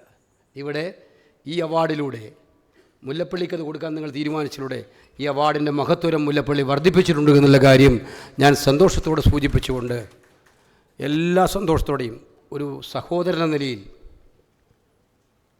എല്ലാ സന്തോഷത്തോടെയും അതിലേറെ ആത്മാഭിമാനത്തോടെയും ഈ ഒരു അവാർഡ് കൊടുക്കാൻ, എനിക്ക് മുല്ലപ്പള്ളിക്ക് കൊടുക്കാൻ കിട്ടിയ അവസരത്തെ ഞാൻ കാണുകയാണ്. എനിക്ക് രാഷ്ട്രീയത്തിൽ മുന്നോട്ടുള്ള പ്രവർത്തനത്തിൽ എല്ലായ്പ്പോഴും നല്ല പിന്തുണ നൽകിയിരിക്കുന്ന നേതാവ് കൂടിയാണ് എന്ന് അദ്ദേഹം ഞാൻ പറയാൻ ആഗ്രഹിക്കുകയാണ്. അപ്പോൾ അതുകൊണ്ട് എനിക്ക് മാത്രമല്ല, ഈ പുതിയ തലമുറയിൽപ്പെട്ട ഒരുപാട് ആളുകൾക്കും അത് അദ്ദേഹം നൽകിയിട്ടുണ്ട്. ഈ പ്രാവശ്യത്തെ തെരഞ്ഞെടുപ്പിലൊക്കെ ഞാൻ കണ്ടു, ഞാൻ ഷാഫി സ്ഥാനാർത്ഥിയായി പ്രഖ്യാപിച്ച് കഴിഞ്ഞ ഉടനെ ആ ഓഫീസിലെത്തി ഒരു കോൺഗ്രസ്സുകാരനെ നമ്മൾ കാണുന്ന അവിടെയാണ്. അവിടെ എത്തി ഏറ്റവും തീവ്രമായ പ്രവർത്തനങ്ങൾ നടത്താൻ എല്ലാത്തിനും മുന്നിൽ. എന്നോട് ഷാഫി വിളിച്ച് പറഞ്ഞു, ഞാൻ ചോദിച്ചു മുല്ലപ്പള്ളി കണ്ടില്ലേ, അവരോട് പറഞ്ഞു പണ്ടില്ല, ഓഫീസിൽ വന്നു. എനിക്ക് ഏറ്റവും ശക്തമായ പ്രചോദനം നൽകിയത്, എനിക്ക് ഒരു വലിയ ആവേശം നൽകിയത് മുല്ലപ്പള്ളി ആയിരുന്നു എന്ന് ഷാഫി എന്നോട് പറയുണ്ടായി. അപ്പോൾ ഈ ഒരു വലിയ മഹാമനസ്കതയ്ക്ക് മുന്നിൽ മുല്ലപ്പള്ളി എന്ന് പറയുന്ന ഏറ്റവും ശക്തനായ കോൺഗ്രസിൻ്റെ ധീരനായ നേതാവിന് മുന്നിൽ ഈ അവാർഡ് കൊടുക്കാൻ കഴിഞ്ഞുള്ള സന്തോഷം രേഖപ്പെടുത്തിക്കൊണ്ട് അദ്ദേഹത്തിന് ഇനിയും മുന്നോട്ട് പോകാൻ ആയുരാരോഗ്യ സൗഖ്യങ്ങളും അത് രാഷ്ട്രീയ ജീവിതത്തിൽ മുന്നോട്ട് പോകാൻ അവസരമുണ്ടാകട്ടെ എന്ന് പ്രാർത്ഥിച്ചുകൊണ്ട് ഞാൻ എൻ്റെ വാക്കുകൾ അവസാനിപ്പിക്കുന്നു. നമസ്കാരം. Jai Hind. Thank you sir. വിലപ്പെട്ട വാക്കുകൾക്ക്. അല്പസമയം ഇനി നമ്മോട് സംസാരിക്കുകയാണ് ടി സിദ്ദീഖ് MLA. അദ്ദേഹത്തെ സ്നേഹപൂർവ്വം ക്ഷണിക്കുന്നു.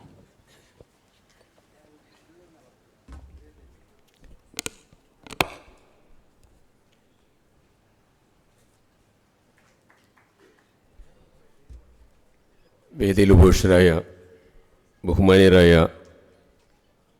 KC ഉൾപ്പെടെ, മുല്ലപ്പള്ളി ഉൾപ്പെടെയുള്ള AP അനിൽകുമാർ MLA ഉൾപ്പെടെയുള്ള ബഹുമാനീയരെ, സഹപ്രവർത്തകന്മാരെ, സ്നേഹിതരെ, ഇന്ത്യയെ കണ്ടെത്തിയ ദി ഡിസ്കവറി ഓഫ് ഇന്ത്യയുടെ പ്രിയപ്പെട്ട പണ്ഡിറ്റ്ജി, ഇന്ത്യൻ സ്വാതന്ത്ര്യ സമ്പാദന സമരത്തിൽ ഏറ്റവും കൂടുതൽ തടവറയിൽ നിന്നതായ ഇന്ത്യ രാജ്യം കണ്ട ഏറ്റവും വലിയ സ്വാതന്ത്ര്യ സമര ഭടൻ, രാജ്യത്തിൻ്റെ പ്രഥമ പ്രധാനമന്ത്രി, രാജ്യത്തിൻ്റെ വികാസത്തിൻ്റെ അടിത്തറയിട്ട മഹാപുരുഷൻ, അദ്ദേഹത്തിൻ്റെ നാമധേയത്തിലുള്ള അവാർഡ് ലഭിക്കുന്നത് മുല്ലപ്പൂവിൻ്റെ പരിമളമുള്ള കോൺഗ്രസ് പ്രസ്ഥാനത്തിൻ്റെ അതിമനോഹരമായ നാമധേയമായ ശ്രീ മുല്ലപ്പള്ളിക്കാണ്. ഞാനൊരൊറ്റ വാക്കു പറഞ്ഞുകൊണ്ട് അവസാനിപ്പിക്കാം.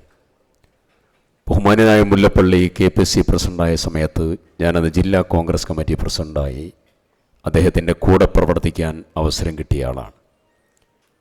ഒരു ദിവസം വീട്ടിൽ പോയപ്പോൾ ഷേച്ചി അവിടെയുണ്ട്, കുടുംബം എല്ലാവരുമുണ്ട്. അദ്ദേഹത്തിൻ്റെ മേലെയാണെന്ന് പറഞ്ഞപ്പോൾ മേലെ റൂമിൽ പോയപ്പോൾ ഒരു ബെഡിൽ കുറേയേറെ പുസ്തകങ്ങൾ വായിച്ചും പാതി വായിച്ചും നിരത്തിയിട്ടിരിക്കുകയാണ്. അതിനിടയിൽ എങ്ങനെ മുല്ലപ്പള്ളി കിടക്കുന്നു എന്നുള്ളത് അത്ഭുതത്തോടു കൂടി നോക്കി കണ്ടിട്ടുണ്ട്. ഒരു പരിപാടിക്ക് വരുമ്പോൾ തലേ ദിവസം ഗൃഹപാഠം ചെയ്ത് അത് മുഴുവൻ എഴുതി തയ്യാറാക്കി കൃത്യതയോടുകൂടി വരുന്നതായിരിക്കുന്ന വായനയുടെയും എഴുത്തിൻ്റെയും ഒക്കെ മേഖലയിലൂടെ കടന്നു വരുന്ന കോൺഗ്രസിൻ്റെ ഒരു വലിയ പാരമ്പര്യത്തിൻ്റെ ഉടമ, ആ വലിയ മനുഷ്യന് ഇന്ത്യ രാജ്യത്തിൻ്റെ വലിയ മനുഷ്യൻ്റെ നാമധേയത്തിലുള്ള ഈ അവാർഡിൽ പങ്കെടുക്കാൻ സാധിച്ചതിൽ അതിയായ സന്തോഷം രേഖപ്പെടുത്തുന്നു. അത് നൽകാൻ അഖിലേന്ത്യാ കോൺഗ്രസ് കമ്മിറ്റിയുടെ സംഘടനാ ചുമതലയുള്ള ജനറൽ സെക്രട്ടറി ശ്രീ KC കൂടി കടന്നു വന്നതോടുകൂടി അത് ഈ അവാർഡ് ദാനം സമ്പൂർണ്ണമായി പൂർണ്ണതയിലെത്തി എന്നുകൂടെ പറഞ്ഞുകൊണ്ട് അവസാനിപ്പിക്കുന്നു. അഭിവാദനങ്ങൾ. വേദിയിൽ ഇനി പൊന്നാട അണിയിക്കുകയാണ് Shri VS Joy, DCC president. അദ്ദേഹത്തിന് പൊന്നാട അണിയിക്കുന്നു. പ്രിയങ്കരനായ ആലി മൊയ്തീൻ ഹാജി, രണ്ടുപേരെയും സ്നേഹപൂർവ്വം വേദിയിലേക്ക് ക്ഷണിക്കുന്നു.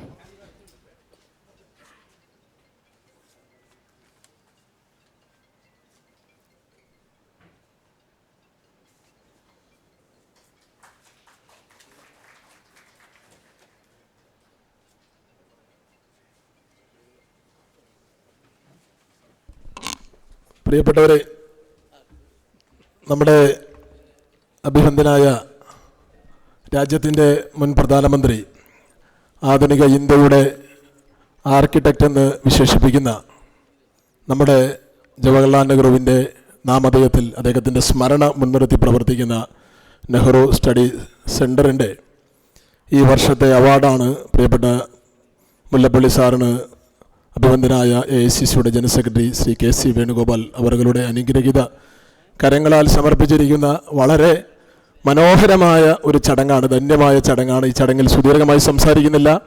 ഏറ്റവും അർഹതപ്പെട്ട കരങ്ങളിലേക്കാണ് ധരിച്ചിരിക്കുന്ന തൂവെള്ളക്കതറിൻ്റെ വെണ്മയും വിശുദ്ധിയും ജീവിതത്തിലുടനീളം ഉയർത്തിപ്പിടിച്ചിട്ടുള്ള ഒരു ഗാന്ധിയനാണ്.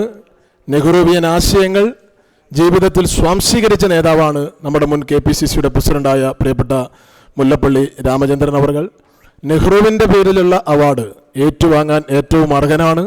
അദ്ദേഹത്തിൻ്റെ പിതാവ് മുല്ലപ്പള്ളി ഗോപാലൻ സ്വാതന്ത്ര്യ സമരം കത്തിക്കാളുന്ന കാലഘട്ടത്തിൽ നെഹ്റുവിനെ കൊണ്ടുവരാൻ മലബാറിൽ അദ്ദേഹത്തെ കൊണ്ടുവന്ന് പൊതുസമ്മേളനം നടത്തിയതിൻ്റെ പേരിൽ കടം കയറി സ്വന്തം തറവാട് വിൽക്കേണ്ടി വന്ന മുല്ലപ്പള്ളി ഗോപാലൻ്റെ മകനാണ്. നെഹ്റുവിനെ കൊണ്ടുവരാൻ പൊതുസമ്മേളനം നടത്താൻ സ്വന്തം തറവാട് വിൽക്കേണ്ടി വന്ന മുല്ലപ്പള്ളി ഗോപാലൻ്റെ മകൻ മുല്ലപ്പള്ളി രാമചന്ദ്രൻ അവർക്ക് നെഹ്റുവിൻ്റെ പേരിലുള്ള അവാർഡ് സമ്മാനിക്കുന്ന ഈ ധന്യമായ ചടങ്ങ്, അതും ഇന്ത്യയുടെ രാഷ്ട്രീയത്തിൽ നമ്മുടെ അഭിമാനമായിട്ടുള്ള, ഇന്ത്യൻ രാഷ്ട്രീയത്തിൽ ഒരു ശുക്ര നക്ഷത്രത്തെ പോലെ ശോഭിക്കുന്ന, ഒരു വെള്ളി നക്ഷത്രത്തെ പോലെ വെട്ടിത്തിളങ്ങുന്ന നമ്മുടെ അഭിമാനമായിട്ടുള്ള പ്രിയപ്പെട്ട KCയുടെ കരങ്ങളാൽ പ്രിയപ്പെട്ട മുല്ലപ്പള്ളി സാറിന് ഈ അവാർഡ് കൊടുക്കുന്ന ധന്യമായ ഈ ചടങ്ങിൽ നമുക്കൊക്കെ പങ്കെടുക്കാൻ കഴിഞ്ഞതിലുള്ള സന്തോഷവും ചാരിതാർത്ഥ്യവും രേഖപ്പെടുത്തിക്കൊണ്ട് മനോഹരമായി പരിപാടി സംഘടിപ്പിച്ച പ്രിയപ്പെട്ട AKയുടെ നേതൃത്വത്തിലുള്ള ടീമിനെ പ്രത്യേകമായി അഭിനന്ദിച്ചുകൊണ്ട് ഞാൻ അവസാനിപ്പിക്കുന്നു. അഭിവാദ്യങ്ങൾ. ബഹുമാന്യരെ, നമ്മുടെ പ്രിയപ്പെട്ട നേതാവ് ശ്രീ ആര്യാടൻ സൗക്കത്ത് ഉൾപ്പെടെയുള്ള ആളുകൾ അവർ സംസാരിക്കുന്നില്ല എന്ന് പറഞ്ഞിരിക്കുകയാണ്. അവരുടെ മഹനീയമായ സാന്നിധ്യം ഇവിടെയുണ്ട്. ബഹുമാന്യനായ ശ്രീ ആര്യാടൻ സൗക്കത്ത്, ശ്രീ ആലിപ്പറ്റ ജമീല, ശ്രീ PT അജയ് മോഹൻ, പ്രിയപ്പെട്ട KP അബ്ദുൽ മജീദ്, അതുപോലെ അഡ്വക്കേറ്റ് PM നിയാസ്, അതുപോലെ വീക്ഷണം മുഹമ്മദ്, പ്രദീപ് മേനോൻ, വീരേന്ദ്രകുമാർ, അതുപോലെ ഗഫൂർ, പ്രവീൺ തുടങ്ങി പ്രിയപ്പെട്ട മഹിളാ കോൺഗ്രസിൻ്റെ സെക്രട്ടറി ഉൾപ്പെടെ ഫാത്തിമ റോസിനെ ഉൾപ്പെടെയുള്ള എല്ലാവരുടെയും മഹനീയ സാന്നിധ്യം ഇവിടെയുണ്ട്. അവരുടെ പ്രത്യേക നന്ദിയും കടപ്പാടും ഇവിടെ രേഖപ്പെടുത്തുകയാണ്. മറ്റേത് കൊടുക്കുക. ഇനി അടുത്തതായിട്ട് ഏറെ ബഹുമാന്യനായ നമ്മുടെ നേതാവ്, ഈ അവാർഡ് ജേതാവ് നമ്മളോട് മറുപടി പ്രസംഗം നടത്തും. അതിനു മുമ്പ് KSCക്ക് ഒരു ഉപഹാരം നമ്മുടെ ഈ സമ്മേളനത്തിൽ വന്ന AICCയുടെ ജനറൽ സെക്രട്ടറി, നമ്മുടെ അഭിമാനമായ KC വേണുഗോപാൽ സാർക്ക് ഈ സംഘടനയുടെ ഒരു സ്നേഹാദരം ഇവിടെ സമർപ്പിക്കുകയാണ്. പ്രിയങ്കരനായ ചെയർമാൻ AK ആണ് സ്നേഹോപഹാരം നൽകുന്നത്. സ്നേഹപൂർവ്വം ക്ഷണിക്കുന്നു.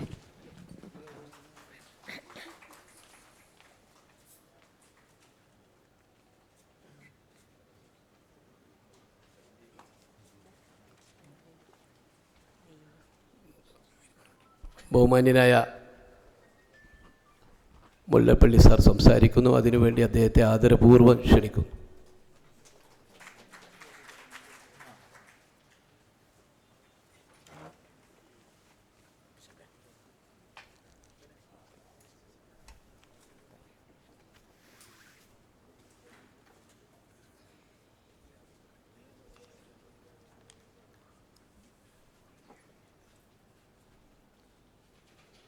ഈ ഒരു പ്രൗഢമായ ചടങ്ങിൽ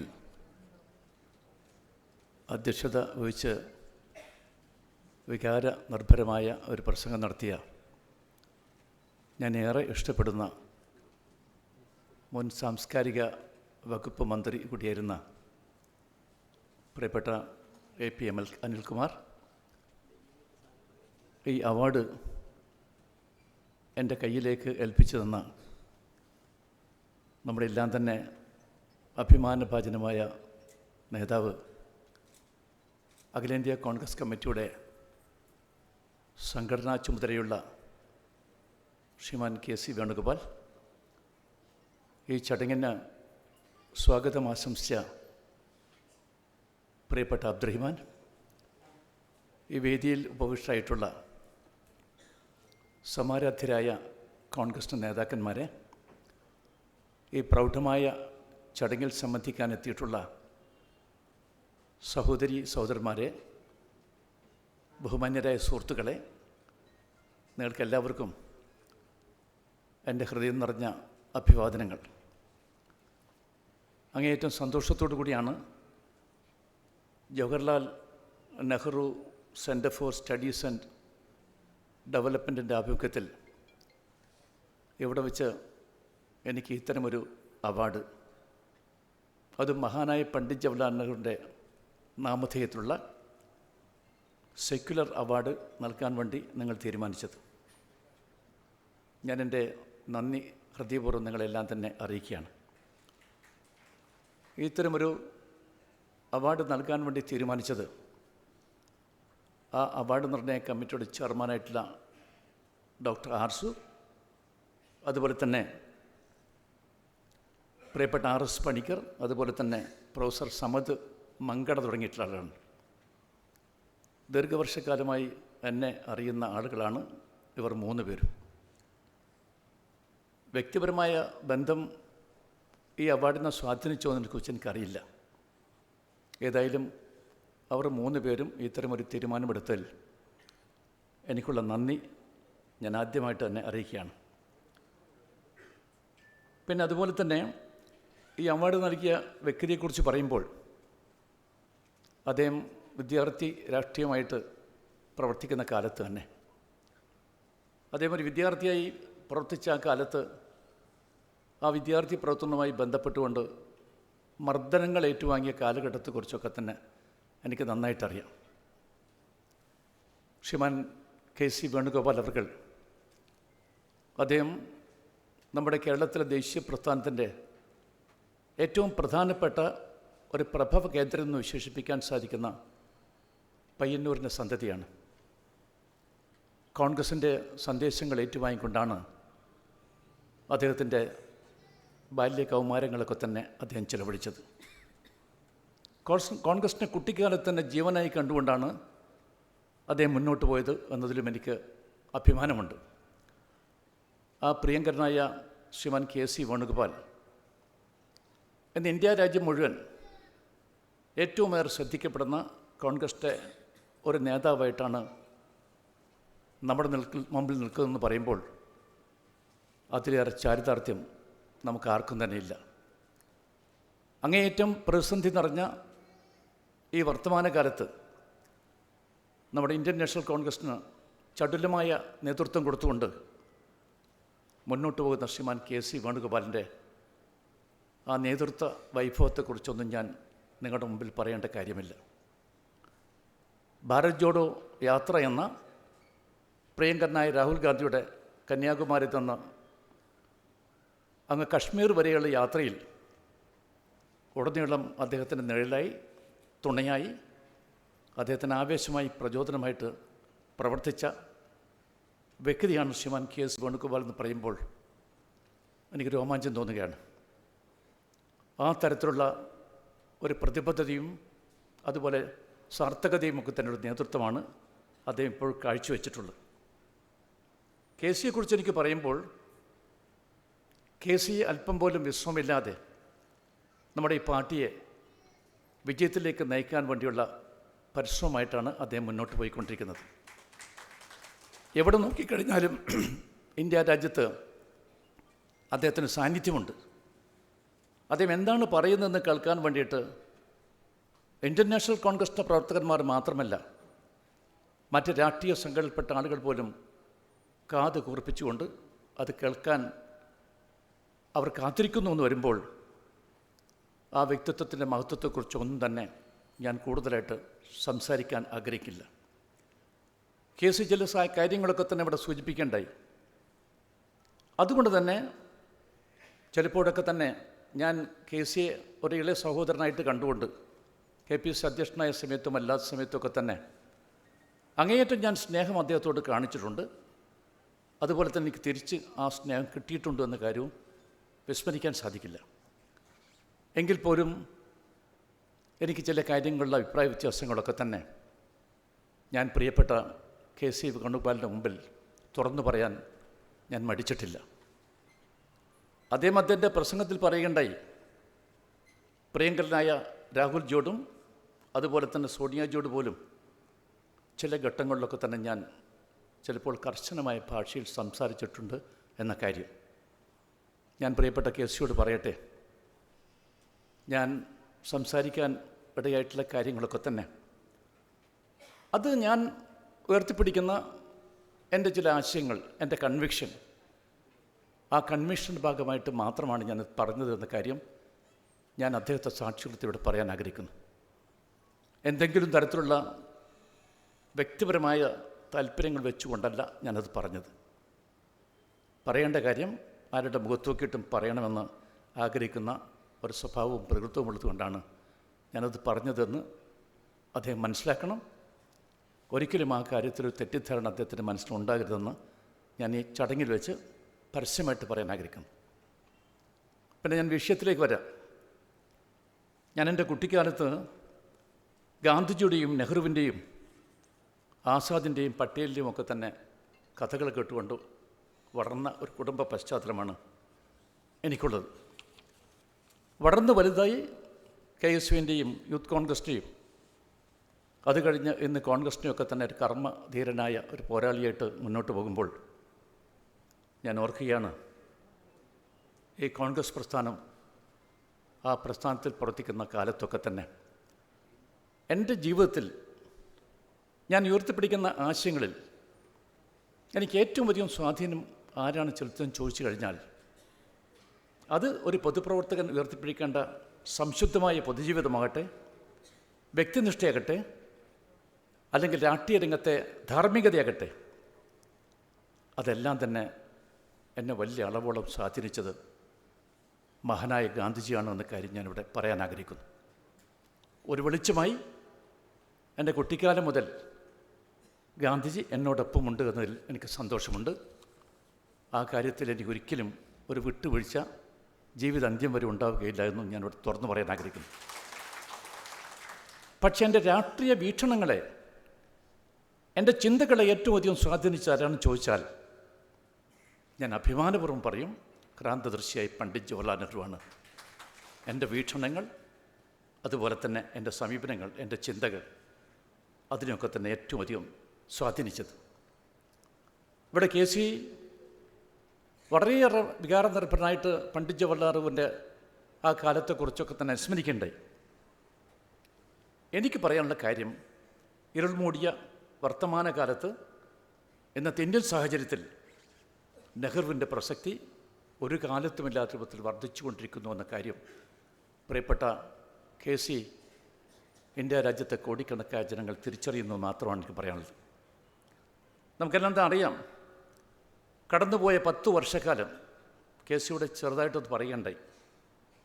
സ്വാതന്ത്ര്യാനന്ത കാലത്തെ ഏറ്റവും ദുരന്തപൂർണമായ ഒരു കാലഘട്ടമായിട്ടാണ് നാളെ ചരിത്രം ഈ കടന്നുപോയ 10 വർഷക്കാലത്തെ വിലയിരുത്തുക. ഇന്ത്യ എന്ന ഈ മഹാരാജ്യത്തെ ഉറപ്പിച്ചു നിർത്തുന്ന ആധാരശിലകളായിട്ടുള്ള മതേതരത്വവും ജനാധിപത്യവും, അതെല്ലാം തന്നെ ഇന്ത്യൻ ഫാസിസ്റ്റുകൾ കഴിഞ്ഞ 10 വർഷമായിട്ട് തകർക്കുന്ന കാഴ്ചയാണ് നമ്മൾ കണ്ടത്. നെഹ്റു നമ്മെ പഠിപ്പിച്ച സമ്മോഹനമായ ആശയമാണ് ഇന്ത്യ എന്നത്. ആ ഇന്ത്യ എന്ന ആശയമാണ് ഇവിടെ കഴിഞ്ഞ 10 വർഷമായിട്ട് വീണുടയുന്നത് നമ്മൾ കണ്ടത്. ഇന്ത്യ ആരാണ് ഒരു ബഹുസ്വര രാഷ്ട്രമായിട്ട് മാറ്റിയത്? ഒരു പ്ലൂറലിസ്റ്റിക് സമൂഹമായിട്ട് ഇന്ത്യയെ മാറ്റിയത് ആരാണെന്ന് ചോദിച്ചാൽ നമുക്കൊറ്റ വാക്കിൽ ഉത്തരം പറയാൻ പറ്റും, അത് മറ്റാരുമല്ല, പണ്ഡിറ്റ് ജവഹർലാൽ നെഹ്റു തന്നെയാണ് എന്ന കാര്യം. അതുപോലെ തന്നെ നെഹ്റുവിനെക്കുറിച്ചുള്ള ഓർമ്മകളെക്കുറിച്ച് പറയുമ്പോൾ ഫാസിസ്റ്റുകൾ സ്ഥാനത്തും അസ്ഥാനത്തുമൊക്കെ തന്നെ നെഹ്റുവിനെതിരായിട്ടുള്ള ആക്രമണങ്ങൾ അഴിച്ചുവിടുന്നു എന്ന കാര്യം ശ്രീമാൻ KCയോട് പറയുകയുണ്ടായി. ആ ഫാസിസ്റ്റുകൾക്ക് നെഹ്റുവിൻ്റെ നാമധേയം കേൾക്കുന്നത് പോലും അവരുടെ ഉറക്കം കെടുത്തുന്നു എന്ന കാര്യത്തിൽ സംശയമുണ്ട് എന്നെനിക്ക് തോന്നുന്നില്ല. പണ്ഡിറ്റ് ജവഹർലാൽ നെഹ്റുവിനെ തമസ്കരിക്കാനുള്ള ഏത് ശ്രമം ഉണ്ടായി കഴിഞ്ഞാലും ഇന്ത്യൻ ജനത അംഗീകരിക്കുന്ന പ്രശ്നമില്ല എന്ന് മാത്രമാണ് എനിക്ക് പറയാനുള്ളത്. ഭാവിയുടെ പൊൻപുലരിയിലേക്ക് നമ്മളെല്ലാം തന്നെ കൈപിടിച്ചു കൊണ്ടുപോയത് മഹാനായ പണ്ഡിറ്റ് ജവഹർലാൽ നെഹ്റുവാണ്. 17 സംവത്സരക്കാലമാണ് കാറ്റും കോളും നിറഞ്ഞ കടലിലൂടെ രാഷ്ട്രത്തിൻ്റെ നൗകയെ ലക്ഷ്യസ്ഥാനത്തെത്തിക്കാൻ വേണ്ടി മഹാനായ പണ്ഡിറ്റ് ജവഹർലാൽ നെഹ്റു പരിശ്രമിച്ചത്. നമുക്ക് നന്നായിട്ട് ആ കാര്യങ്ങൾ അറിയാം. സ്വാതന്ത്ര്യത്തിൻ്റെ അർദ്ധരാത്രിയിൽ, ആ അർദ്ധരാത്രിയിൽ അദ്ദേഹം ചെയ്ത ഐതിഹാസികമായ പ്രസംഗം ട്രസ്റ്റ് വിത്ത് ഡെസ്റ്റിനി, നമുക്കെല്ലാം തന്നെ അറിയുന്ന പോലെ തന്നെ വിധിയുമായിട്ടുള്ള സമാഗമെന്ന പ്രസംഗം. ആ പ്രസംഗം ലോകത്തിൽ തന്നെ ഏറ്റവും മികച്ച പ്രസംഗങ്ങളെക്കുറിച്ച് നമ്മൾ പരിശോധിക്കുമ്പോൾ ട്രസ്റ്റ് വിത്ത് ഡെസ്റ്റിനി അത് ഏറ്റവും പ്രസിദ്ധമായിട്ടുള്ള പ്രസംഗങ്ങളിൽ ഒന്നായിട്ട് ഇപ്പോഴും സുവർണലിപിയിലാണ് അത് രേഖപ്പെടുത്തിയത് എന്ന് ഞാൻ പറയട്ടെ. എത്രമാത്രം സത്യസന്ധമായിട്ടാണ്, എത്രമാത്രം ആത്മാർത്ഥതയോട് കൂടിയിട്ടാണ് അദ്ദേഹം ആ പ്രസംഗം നടത്തിയത്. ആ പ്രസംഗത്തിലുള്ള പ്രത്യാശ, അതിലുള്ള ശുഭാപ്തി വിശ്വാസം, ആ ശുഭാപ്തി വിശ്വാസത്തോടു കൂടിയാണ് ആ അർദ്ധരാത്രിയിൽ പണ്ഡിറ്റ് ജവഹർലാൽ നെഹ്റു ഈ നാട്ടിൻ്റെ യാത്ര അദ്ദേഹം തുടങ്ങിയത് നമ്മൾ ഓർക്കണം.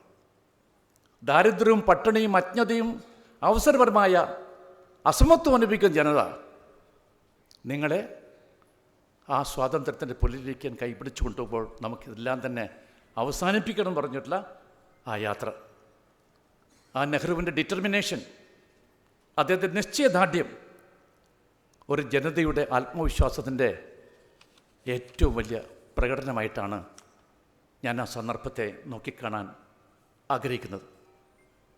ഇന്ന് നാം തിരിഞ്ഞു നോക്കൂ, ഇന്ത്യ മഹാരാജ്യം വളർന്നിരിക്കുന്നു. പട്ടിണിപ്പാവങ്ങളുടെയും അർദ്ധ പട്ടിണിപ്പാവങ്ങളുടെയും മാത്രം രാജ്യമായിട്ടുള്ള ഇന്ത്യ, ആ ഇന്ത്യ ഇന്ന് ലോകത്തിലെ ഏറ്റവും സുശക്തമായ സാമ്പത്തിക അസ്ഥിവാരമുള്ള രാഷ്ട്രമായിട്ട് മാറിയിട്ടുണ്ടെങ്കിൽ രാജ്യം തീർച്ചയായിട്ടും കടപ്പെട്ടിരിക്കുന്ന മഹാനായ പണ്ഡിറ്റ് ജവഹർലാൽ നെഹ്റുവിനോട്.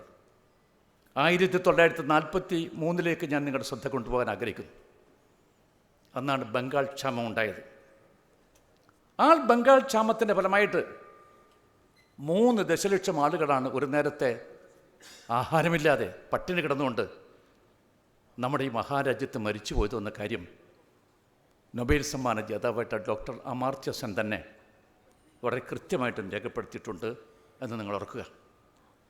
കണ്ണൂർന്ന് നമ്മൾ നോക്കുക, നാം കാണുന്നതെല്ലാം തന്നെ ഇന്ത്യൻ നാഷണൽ കോൺഗ്രസ് നിർമ്മിച്ചതാണെങ്കിൽ ആ നിർമ്മാണ പ്രക്രിയ പൂർത്തിയാക്കിയത് ആരാണെന്ന് ചോദിച്ചാൽ ഒറ്റ വാക്കിൽ ഉത്തരം മഹാനായ പണ്ഡിറ്റ് ജവഹർലാൽ നെഹ്റു. ഈ നാട്ടിൻ്റെ വളർച്ച, ഈ നാട്ടിൻ്റെ വികസനം രാഷ്ട്രം കടപ്പെട്ടിരിക്കുന്നത് പണ്ഡിറ്റ് ജവഹർലാൽ നെഹ്റുവിന്. ആരാണ് ഇന്ത്യയെ കണ്ടെത്തിയത്? പണ്ഡിറ്റ് ജവഹർലാൽ നെഹ്റു. ആരാണ് ഇന്ത്യയെ വീണ്ടെടുത്തത്? പണ്ഡിറ്റ് ജവഹർലാൽ നെഹ്റു. എല്ലാം നെഹ്റുവിൻ്റെ ഈ പറയുന്ന സ്വപ്ന സാക്ഷാത്കാരമാണ്. നിഷേധിക്കാൻ അദ്ദേഹത്തിൻ്റെ കടുത്ത എതിരാളികൾക്ക് പോലും സാധ്യമല്ല എന്ന് ഞാൻ വിശ്വസിക്കുന്നു. പിന്നെ ഇന്ത്യൻ ഫാസിസ്റ്റുകൾ സ്ഥാനത്തും അസ്ഥാനത്തും പണ്ഡിറ്റ് ജവഹർലാൽ നെഹ്റുവായിട്ട് ആരോപണം ഉന്നയിക്കുന്ന ആളുകൾ, അവർക്ക് സ്വാതന്ത്ര്യത്തിൻ്റെ വിലയറിയില്ല. കാരണം അവർ ദേശീയ പ്രസ്ഥാന കാലത്ത്, സ്വാതന്ത്ര്യ സമരകാലത്ത് ആ സ്വാതന്ത്ര്യത്തിൻ്റെ പുറമ്പോക്കിൽ പോലും അവരാരും തന്നെ ഉണ്ടായിരുന്നില്ല. കമ്മ്യൂണിസ്റ്റ് പാർട്ടിയെ പോലെ തന്നെ അവരും ബ്രിട്ടീഷ് സാമ്രാജ്യത്തിനു വേണ്ടി 5-ാം പത്തിപ്പണി ചെയ്യുന്ന കാഴ്ചയാണ് നമ്മളൊക്കെ തന്നെ കണ്ടത്. 1915 കാലം മറക്കരുത്. അന്നാണ് ഹിന്ദു മഹാസഭയുണ്ടായത്. അത് കഴിഞ്ഞ് കൃത്യമായിട്ട് 10 വർഷക്കാലം കടന്നുപോയപ്പോഴാണ് നമുക്കെല്ലാം തന്നെ അറിയുന്ന രാഷ്ട്രീയ സ്വയം സേവക് സംഘം ഉണ്ടായത്. ആ രാഷ്ട്രീയ സ്വയം സേവക് സംഘം വന്ന ശേഷം, ഹിന്ദു മഹാസഭ തുടങ്ങിയ ശേഷം, ഈ രാജ്യത്തെ തീവ്ര ഹിന്ദുത്വ ശക്തികൾ, സംഘപരിവാർ ശക്തികൾ, അവർ അന്ന് തുടങ്ങിയതാണ് എന്തു വില കൊടുത്തും ഇന്നില്ലെങ്കിൽ നാളെ ഇന്ത്യയെ ഒരു ഹിന്ദു രാഷ്ട്രമായിട്ട് മാറ്റും എന്ന അവരുടെ ചിന്ത. ഹിന്ദു രാഷ്ട്ര സംസ്ഥാപനം, ആ സ്വപ്നവുമായിട്ട് തന്നെയാണ് സംഘപരിവാർ ശക്തികൾ ഇപ്പോഴും പോയിക്കൊണ്ടിരിക്കുന്നത്. 2025 RSSൻ്റെ ജന്മശതാബ്ദി വർഷമാണ്. ഗൗരവത്തോടുകൂടി നിങ്ങൾ ഈ കാര്യം വിലയിരുത്തണം. വിലയിരുത്തിയേ മതിയാകൂ എന്ന് ഞാൻ വിശ്വസിക്കുന്നു. ഫാസിസ്റ്റുകൾ ഭ്രാന്തമായ ഓട്ടത്തിലാണ്. അതുകൊണ്ട് തന്നെ നിതാന്ത ജാഗ്രത നമ്മൾ കാണിക്കണം. കാലത്തിന് ചുവരെഴുത്ത് വായിക്കാൻ നമ്മൾ തയ്യാറാകണം. വർത്തമാനകാല ഇന്ത്യൻ പ്രതിസന്ധിയെക്കുറിച്ച് നമ്മൾ ചിന്തിക്കുമ്പോൾ, നമ്മൾ ഉറ്റുനോക്കിക്കൊണ്ടിരിക്കുന്ന സമസ്യകളെക്കുറിച്ച് നമ്മൾ ചിന്തിക്കുമ്പോൾ, അതിനെല്ലാം തന്നെ നമുക്കൊരു സൂത്രവാക്യമായിട്ട് നമുക്ക് കാണാൻ സാധിക്കുക. അത് മറികടക്കാൻ പണ്ഡിറ്റ് ജവഹർലാലിൻ്റെ ആശയങ്ങൾക്ക് മാത്രമേ അത് സാധിക്കൂ എന്ന് ഞാൻ ഉറച്ചു വിശ്വസിക്കുന്നു. വെർസറ്റൈൽ ജീനിയസായിട്ടുള്ള പണ്ഡിറ്റ് ജവഹർലാൽ നെഹ്റു ഞാൻ പരിചയപ്പെടുത്തേണ്ട കാര്യമില്ല. ഇതൊരു വലിയ സർവകലാശാലയുടെ പ്രശസ്തമായിട്ടുള്ള ഒരു ഹാളിൽ വെച്ചാണ് ഞാൻ ഈ കാര്യം സംസാരിക്കുന്നത്. ആ പണ്ഡിറ്റ് ജവഹർലാലിൻ്റെ ആ ബഹുമുഖമായ വ്യക്തിത്വത്തെക്കുറിച്ച് പഠിക്കാൻ നമ്മൾ തയ്യാറാകണം. പണ്ഡിറ്റ് ജവഹർലാലിനെ ഒരു പുനർവായനയ്ക്ക് തന്നെ നമ്മൾ തയ്യാറായേ മതിയാകൂ എന്ന് ഞാൻ ഈ സന്ദർഭത്തിൽ പറയുന്നു. പിന്നെ ദേശീയ പ്രസ്ഥാന കാലത്തെ പണ്ഡിറ്റ് ജവഹർലാൽ നെഹ്റു ഇന്ത്യയിലെ യുവത്വത്തെ ഇത്രമാത്രം ത്രസിപ്പിച്ച ഏതെങ്കിലും ഒരു നേതാവ് ഉണ്ടായിരുന്നോ എന്ന് ചോദിച്ചാൽ പണ്ഡിറ്റ് ജവഹർലാലിന് പകരമായിട്ട് പണ്ഡിറ്റ് ജവഹർലാൽ നെഹ്റു മാത്രമാണ്. എഴുത്തുകാരനായ, ചിന്തകനായ, പ്രഭാഷകനായ, രാജ്യതന്ത്രജ്ഞനായ, ഭരണാധികാരിയായ പണ്ഡിറ്റ് ജവഹർലാൽ നെഹ്റുവിനെ ഞാൻ നിങ്ങൾക്ക് പരിചയപ്പെടുത്തേണ്ട കാര്യമില്ല. അന്താരാഷ്ട്ര വേദികളിലൊക്കെ തന്നെ ലോകസമാധാനത്തിന് വേണ്ടി യുദ്ധമില്ലാത്ത ഒരു ലോകത്തെക്കുറിച്ച് അതിശക്തമായി സംസാരിച്ചൊരു കൊളോസസ് ആയിരുന്നു പണ്ഡിറ്റ് ജവഹർലാൽ നെഹ്റു. സമാധാനപരമായ സൗഹാർദ്ദത്വം, ചേരിചേരായ്മ, അതാണ് എൻ്റെ വിദേശ നയത്തിൻ്റെ ആണിക്കല്ല് എന്ന് ആവേശപൂർവ്വം സംസാരിച്ച നേതാവ്. നിങ്ങൾ ആലോചിക്കണം സ്നേഹിതന്മാരെ, റഷ്യ ഉക്രൈൻ യുദ്ധം എത്രമാത്രം ദുരന്തപൂർണ്ണമാണ്, എത്രമാത്രം ദുഃഖം വിതറിയ ഒരു യുദ്ധമെന്ന് നമ്മൾ ചോദിക്കുമ്പോൾ, അതുതന്നെയാണ് ഇസ്രായേൽ പലസ്തീൻ യുദ്ധം നമ്മുടെയൊക്കെ തന്നെ മുമ്പിൽ കരുതലിൽ വീഴ്ത്തിക്കൊണ്ട് നിൽക്കുന്നത് എന്ന കാര്യം നമ്മൾ ചിന്തിക്കണം. ആ യുദ്ധങ്ങളുടെയൊക്കെ തന്നെ പശ്ചാത്തലത്തിൽ നമ്മൾ ചിന്തിക്കുമ്പോൾ അന്താരാഷ്ട്ര രംഗത്ത് മഹാനായ പണ്ഡിറ്റ് ജവഹർലാൽ നെഹ്റു ഉൾപ്പെട്ടൊരു മഹാൻ ഇല്ലാതെ പോയല്ലോ എന്ന ദുഃഖം നമ്മളെയൊക്കെ തന്നെ അലട്ടിക്കൊണ്ടിരിക്കുകയാണ്. ചരിത്രകാരനായ നെഹ്റുവിനെ കുറിച്ച് ഞാൻ പറയേണ്ട കാര്യമില്ല. ഒരിക്കലും നമുക്ക് മറക്കാൻ സാധിക്കാത്ത രൂപത്തിലാണ് അദ്ദേഹം എഴുതിയ പുസ്തകങ്ങളൊക്കെ തന്നെ. അച്ഛൻ മകൾക്ക് അയച്ച കത്ത്, letters from a father to his daughter എന്ന് പറഞ്ഞ പുസ്തകം, ഒരു ഡിസ്കവറി ഓഫ് ഇന്ത്യയെ കണ്ടെത്തൽ, ഗ്ലിംസസ് ഓഫ് വേൾഡ് ഹിസ്റ്ററി, വിശ്വചരിത്രാവലോകനം, അതുപോലെ തന്നെ അദ്ദേഹത്തിൻ്റെ ആത്മകഥ, ഇതിനൊക്കെ പുറമെ അദ്ദേഹം എഴുതിയിട്ടുള്ള എണ്ണമറ്റ ഒരുപാട് കത്തുകൾ, അദ്ദേഹത്തിൻ്റെ ലേഖനങ്ങൾ, അതൊക്കെ തന്നെ വായിച്ച ആളുകളാണ് ഈ സർവകലാശാല അങ്കണത്തിൽ ഇപ്പോൾ സന്നിഹിതരായിട്ടുള്ള കാര്യം എനിക്കറിയാം.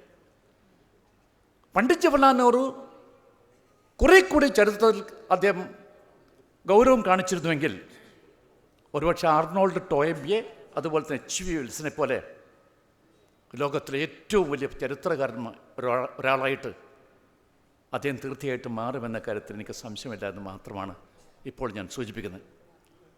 എപ്പോഴാണ് ഈ പുസ്തകങ്ങളൊക്കെ തന്നെ പണ്ഡിറ്റ് ജവഹർലാൽ എഴുതിയത്? ഞാൻ സൂചിപ്പിച്ച അദ്ദേഹത്തിൻ്റെ എല്ലാ ഗ്രന്ഥങ്ങളും ജയിലുകളിലിരുന്നായിരുന്നു അദ്ദേഹം എഴുതിയത്. 1928 മുതൽ 1945 വരെ 8 ജയിലുകളിലാണ് അദ്ദേഹം മാറി മാറി ആ സ്വാതന്ത്ര്യ സമരകാലത്ത് ഏതാണ്ട് 10 വർഷക്കാലം, കൃത്യമായിട്ട് പറഞ്ഞാൽ 3262 ദിവസമാണ് നെഹ്റു ജയിലിൽ ചെലവഴിച്ചത്. ഓർക്കണം സ്നേഹിതന്മാരെ, ആ ജയിലിലിരുന്ന സമയത്ത് പോലും ഒരു നിമിഷം പോലും അദ്ദേഹം പാഴാക്കാതെ തൻ്റെ പ്രിയപ്പെട്ട മകൾ ഇന്ദിര 13 വയസ്സുകാരിയ സന്ദർഭത്തിൽ പ്രിയപ്പെട്ട മകൾ ഇന്ദുവിന് അദ്ദേഹം തുടരെ കത്തുകൾ എഴുതുമായിരുന്നു.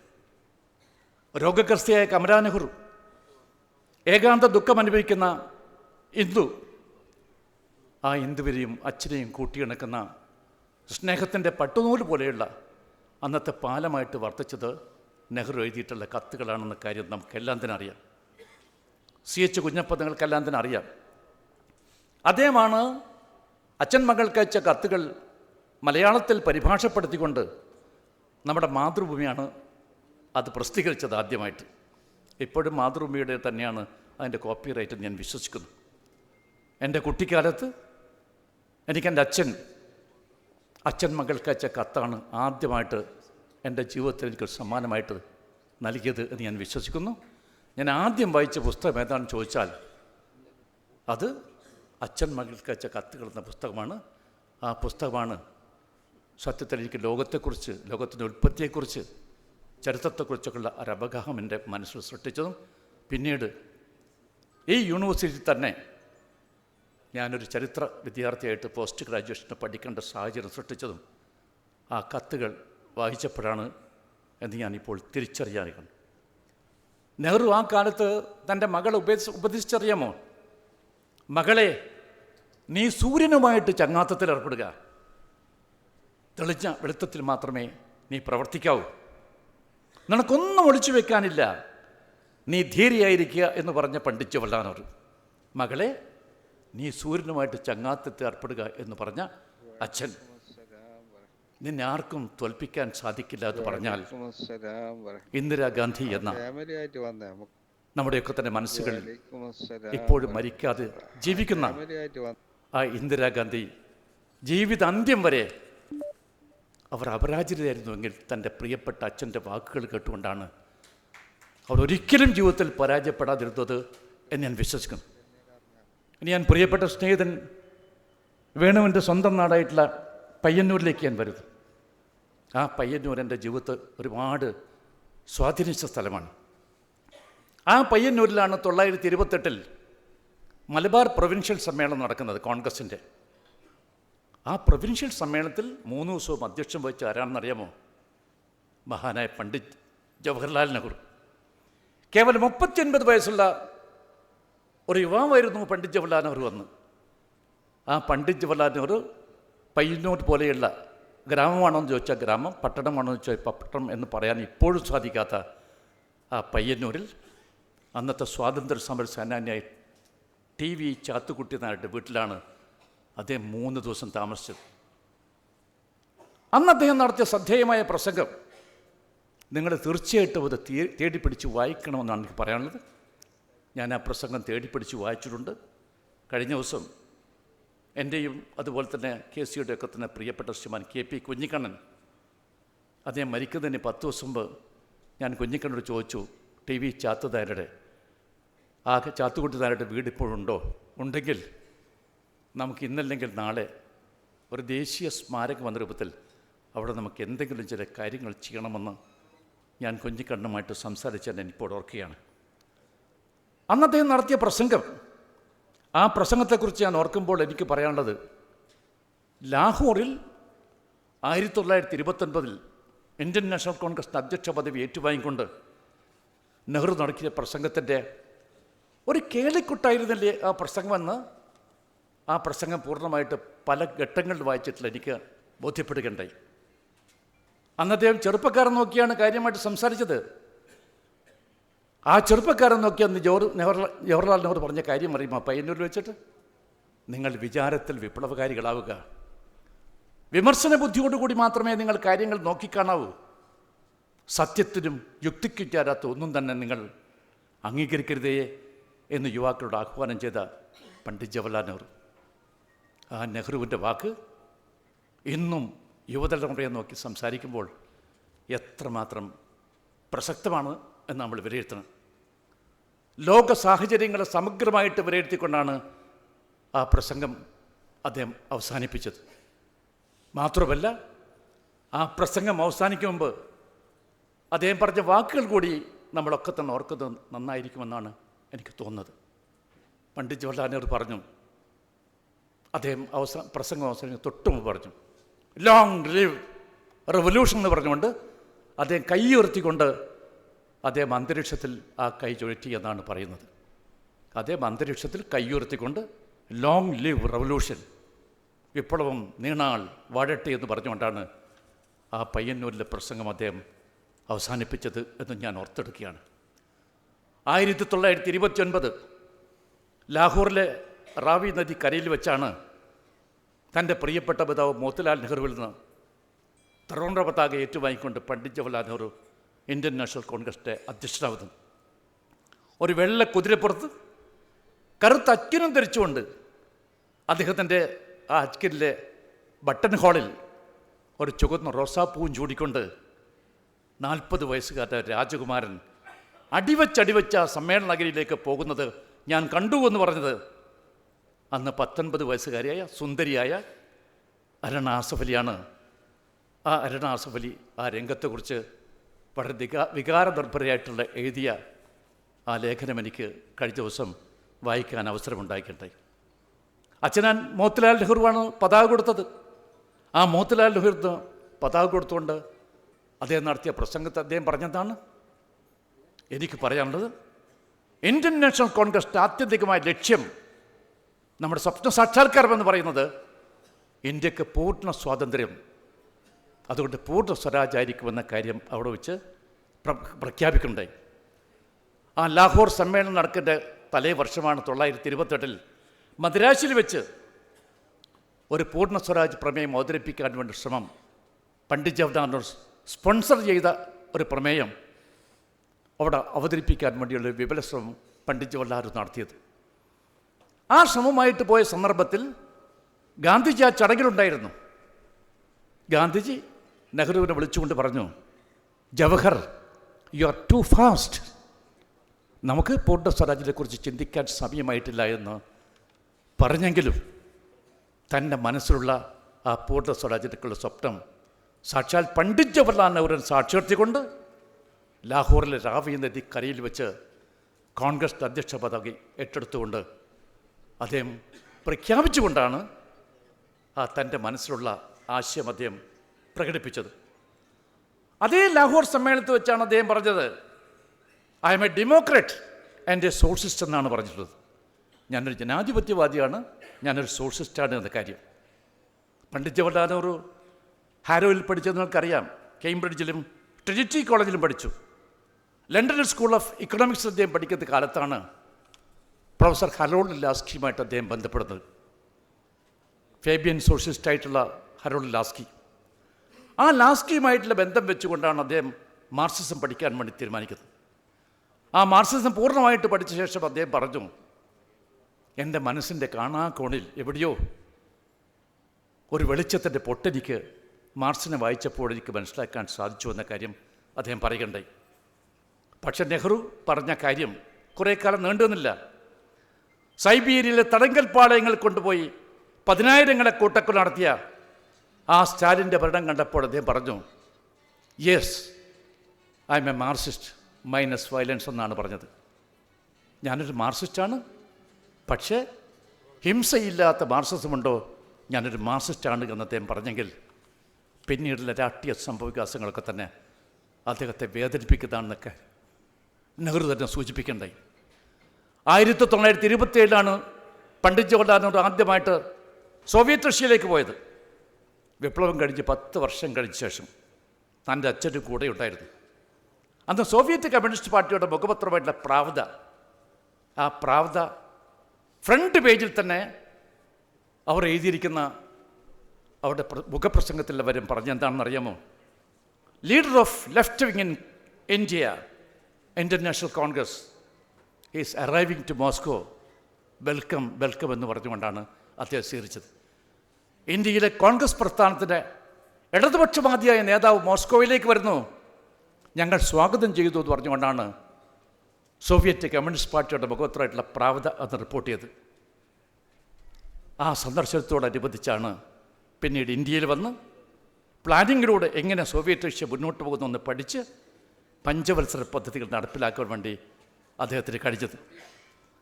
അത് കഴിഞ്ഞ് അദ്ദേഹം നമുക്കെല്ലാത്തിനും അറിയുന്നതുപോലെ തന്നെ ബ്രസൽസിലേക്ക് പോയി. International conference against operation and imperials പറഞ്ഞ ആ കോൺഫറൻസ് ഏഷ്യയിലും ആഫ്രിക്കയിലും ലാറ്റിൻ അമേരിക്കയിലും ചൈനയിലും മെക്സിക്കോയിലും എല്ലാമുള്ള ഇടതുപക്ഷവാദികളായിട്ടുള്ള ആളുകളുടെ ഒരു സമഞ്ജസ വേദിയായിരുന്നു അത്.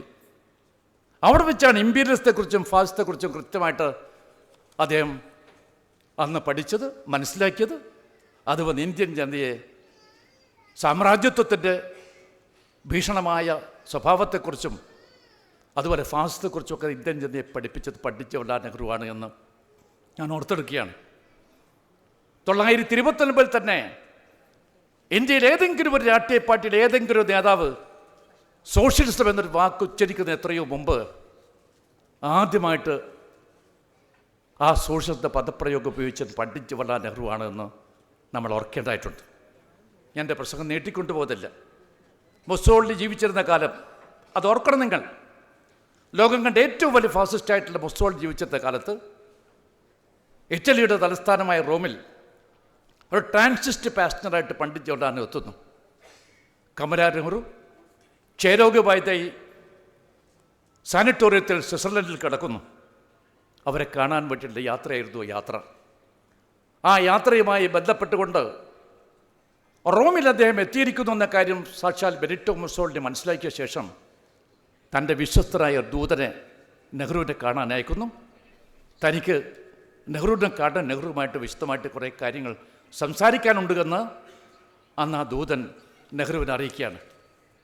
നെഹ്റു ആ ദൂതനോട് പറഞ്ഞു, ഫാസിസ്റ്റായിട്ടുള്ള ബെനിറ്റോ മുസോളിനിയുമായിട്ട് സംസാരിക്കാൻ എനിക്ക് താല്പര്യമില്ല എന്ന കാര്യം അറിയിച്ചേക്കുമെന്ന് ലോകത്തെ കിടുകിട വിറപ്പിച്ച ലോകം കണ്ട ഏറ്റവും വലിയ സ്വേച്ഛാധിപതിയായിട്ടുള്ള ആ ഫാസിസ്റ്റിൻ്റെ മണ്ണിൽ വെച്ച് അദ്ദേഹം ജീവിച്ചിരുന്ന കാലത്ത് പറയാൻ പണ്ഡിറ്റ് ജവഹർലാൽ നെഹ്റു അല്ലാതെ ആർക്കാണ് സാധിക്കുക?